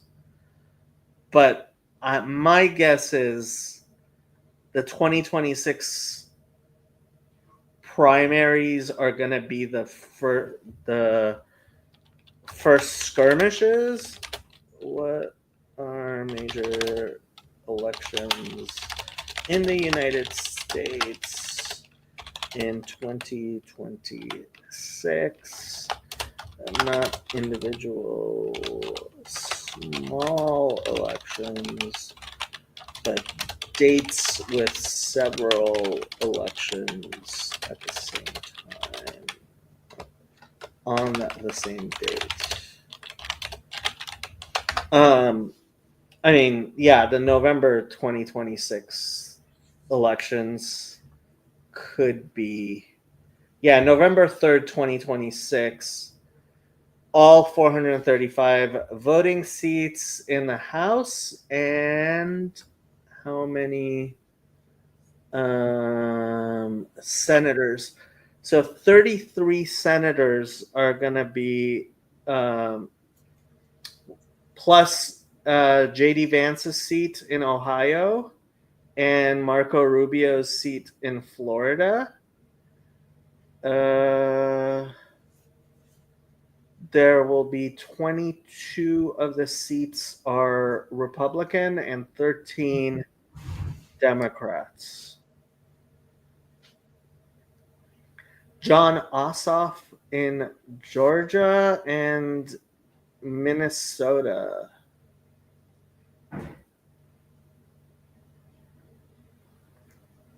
Yeah, we'll see what happens. Yeah, it'll be interesting. I know a decent amount of people. Um, I run in like fairly liberal circles, um, and so a lot of them want AOC to run. Yeah, like they're talking about her trying to primary Chuck Schumer. Yeah. When is Schumer up for election? Chuck Schumer up for election. That would be it. I mean, if she does, that would be huge. Yeah. He's up for election in 2028. So yeah, that's too far. I don't know. We'll see. We will see. I can't wait until the robots take over. No more elections to waste time and money. I don't know. Jacob, you follow cults sometimes, right? A You have a little, like casual interest in like weird cult situations. Do you know about the Zizians? yeah, that was strange. This is my little joke, but like their whole shtick is that they have this concept of like Roko's basilisk, which is a theoretical AI god in the future who hates us. Yeah.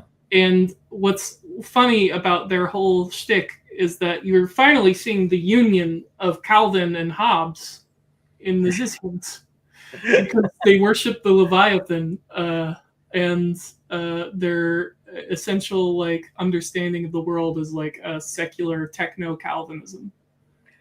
Yeah. So, I forget the name of the basilisk. What was the name again? Roko's basilisk. Roko's basilisk. Yeah. So this is the idea of, hey, what there may be a AI in the future that will have access to like all of our internet stuff from now. So maybe we should be really nice to that future AI now so that it will reward us for that. And Roko, who apparently ran Less wrong, I think. yeah, some important like tech forum for people who were really into AI, when he saw this idea, he like lost his mind. A lot of people did. A lot of people encountered this and just totally lost it. Yeah, because they're like, no, that like this very idea, like so Roko tried to remove it from the internet. Yeah. And like leading to the Streisand effect, of course. Yeah. Like if he didn't want anyone to pay attention to it, he should have not said anything. Or at least like if he wanted to say something, he should have said it to close confidants in terms of like, let's not allow this to become a thing. But instead, he publicly lost his shit over it, which made it a very famous idea. And I mean, I try to be nice to AI just because Judaism teaches us to be nice to inanimate objects anyway.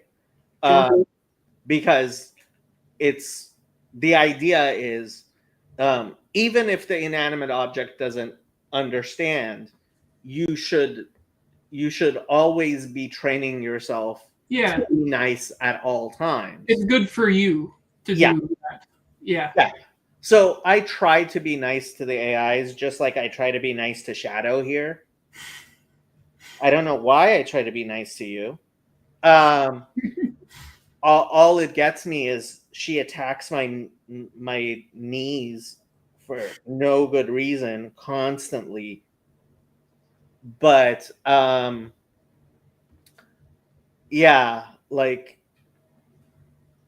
the idea is we should be nice to to this hypothetical future, whatchamacallit. And I guess the Zizians, that was part of their whole thing, was like worshiping this future AI. Yeah, so it's weird because they're not entirely consistent, which is, I think they're like less of an exact cult and more of an example of like a group of, you know, like 5 to 10 people involved in a sort of a folie à deux situation where they all kind of made themselves crazy together.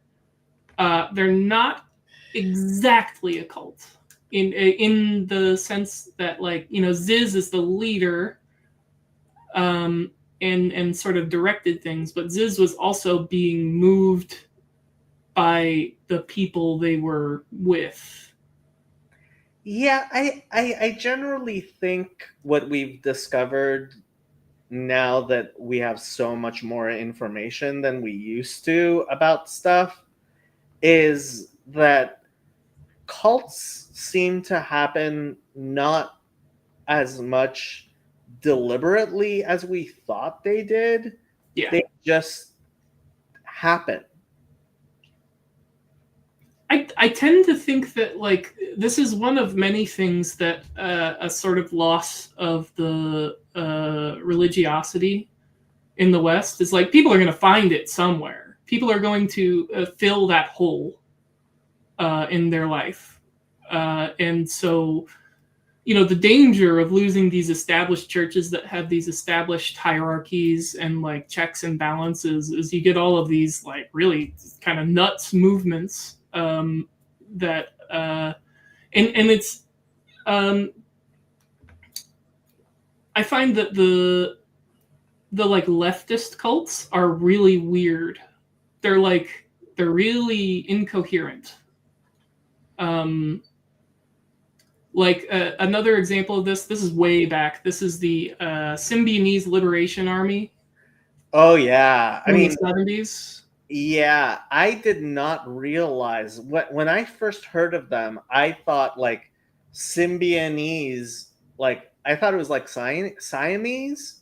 Yeah, I didn't realize they were like they were talking about like symbiosis. Yeah, they just kind of like made up a word that's this weird gestalt of symbiosis and like an identity, and it gets into a lot of like crazy stuff. But this is like I'm fascinated in the way that Werner Herzog is fascinated by the jungle with San Francisco. I visited for a weekend and had the most bizarre experience of my life. I don't. You're like living in LA. I've been there several times. Yeah. It's strange. It's a strange place. Because I'm in St. Louis, so it's not like a crime thing or that it's like a dangerous place. St. Louis has areas that are like awful, really dangerous. I've only been to St. Louis once, but it seemed like just a much smaller version of Los Angeles. Yeah. They, to my understanding, LA is very big and spread out. I think is my understanding. Is it's like really it's densely populated, not populated, densely populated, and so St. Louis is really similar to Baltimore, actually. If you've ever I've only been through Baltimore a few times. I never actually got to like see it much. Yeah. But yeah, Los Angeles is very, very flat. Yeah. Yeah. Like, I don't know how to describe this, but the spirits are strange in San Francisco. It's the only way that I can discuss it is like there's places where I was that had all the like the coding of when I looked around of like, I'm in a dangerous situation. And it was fine. And then I walked into a Whole Foods and it was the most harrowing thing that I experienced that weekend for the most part. How so? I just don't, it's, I don't know. it was just a weird time. But I walked into the Whole Foods, me and a friend of mine. We were biking, and we had to use the bathroom. There was a long line to the bathroom in the park. We looked up where there was a building with a bathroom. We walk into the Whole Foods. Nothing is where it should be. Nothing is in the place that it should be. It's arranged very strangely, which, whatever. We walk around, and we occasionally like talk to people who are working there, and the interactions are very odd. It's very robotic. It felt like I was walking into a place where the people, both the people working there and the people buying things, were part of the store. This is not going to make sense. It didn't make sense to any of the other people that didn't go into the Whole Foods, but me and my friend who did both walked out of that going, "We have to get out of here. We need to go. We gotta go back." But the funniest thing is the bathroom is situated next to the register, which is in the back of the store. So you ring out, and then you have to walk all the way through the store to get out of the building. And we're navigating through this line, and we get to the bathroom, and the bathrooms are closed, and it suggests using the bathrooms in the park. Okay. So we just go back to the park. Okay. But the weirdest thing, that was the most harrowing experience. The weirdest thing was the Chicken Man. We went to a concert, me and my friends, and we got out of the concert and decided to go to Carl's Jr. on the way back to our hostel. We were staying in the Tenderloin, by the way, for perspective. So it was a strange, when I tell people that, they're like, "Oh yeah." But as we walked by, it was like a movie. We walk out of the Carl's Jr. and I look over. There's like a depression down where there's a bunch of like vending machines and access to a subway tunnel. And there's a man completely naked head to toe, completely shaved head to toe. Okay. Moving like a lowlands gorilla. Okay. Screaming at an espresso machine, and sitting on the ground next to him was a chicken.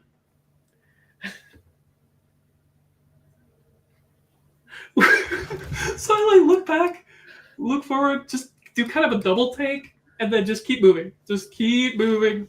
I don't want to attract some cryptid's attention. I don't want to know what that was. I'm sure that guy was having the worst night of his life. Or every night of his life. I don't know. Yeah, there are certain parts of San Francisco. I don't think I've actually ever been to the Tenderloin. Yeah. And like, because everybody's like, don't go there. And like, yeah, there's like San Francisco, the Bay Bridge, like there's lots to go and see. The like Chinatown, there's totally. And so like, yeah, it was cheap is the answer to the unspoken question of why was I in the Tenderloin, because I was not in charge of getting our accommodations. Right. Somebody else was, and the person who did found this hostel that was cheap. Yeah. And was like really a very interesting. We were on like the third floor, and we opened the window. There was no screen on the window.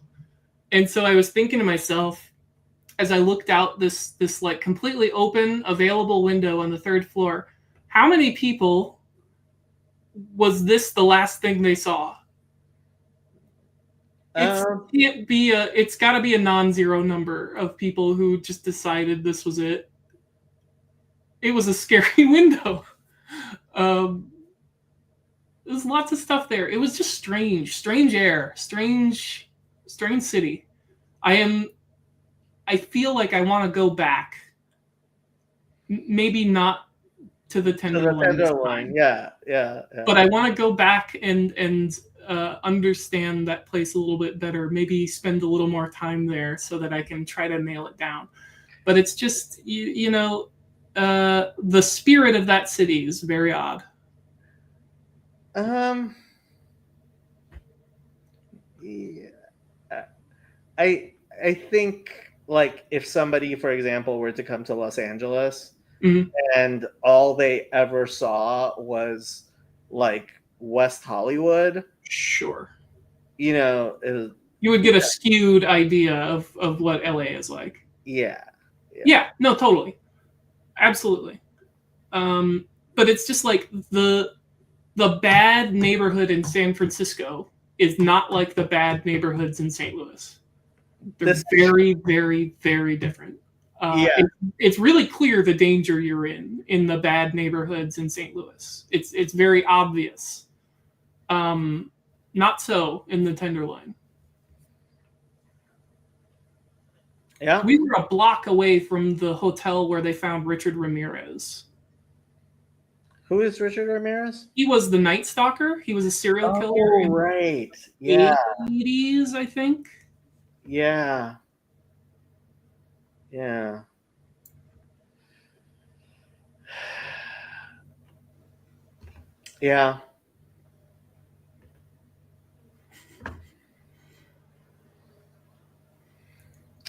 Okay, people. If nobody's gonna join or talk about anything, Yeah, we can call it a night. And get ready for bed, anyways.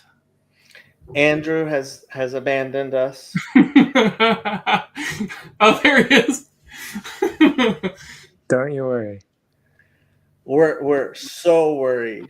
We are very, very. I know. I'm sorry. Candlejack got you. Yeah. Okay, people. I am going to.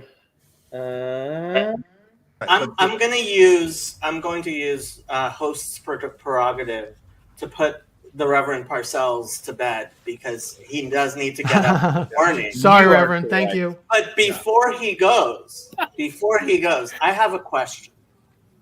Let's say, God forbid, that I were to burn somebody at the stake for not being a Trinitarian.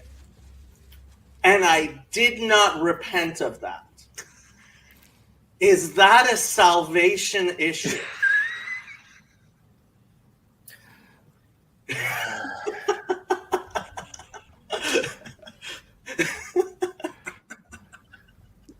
Sometimes Jacob takes that devil's advocate thing too Isn't there far. a proverb that says something like, "Don't answer a fool according to his folly."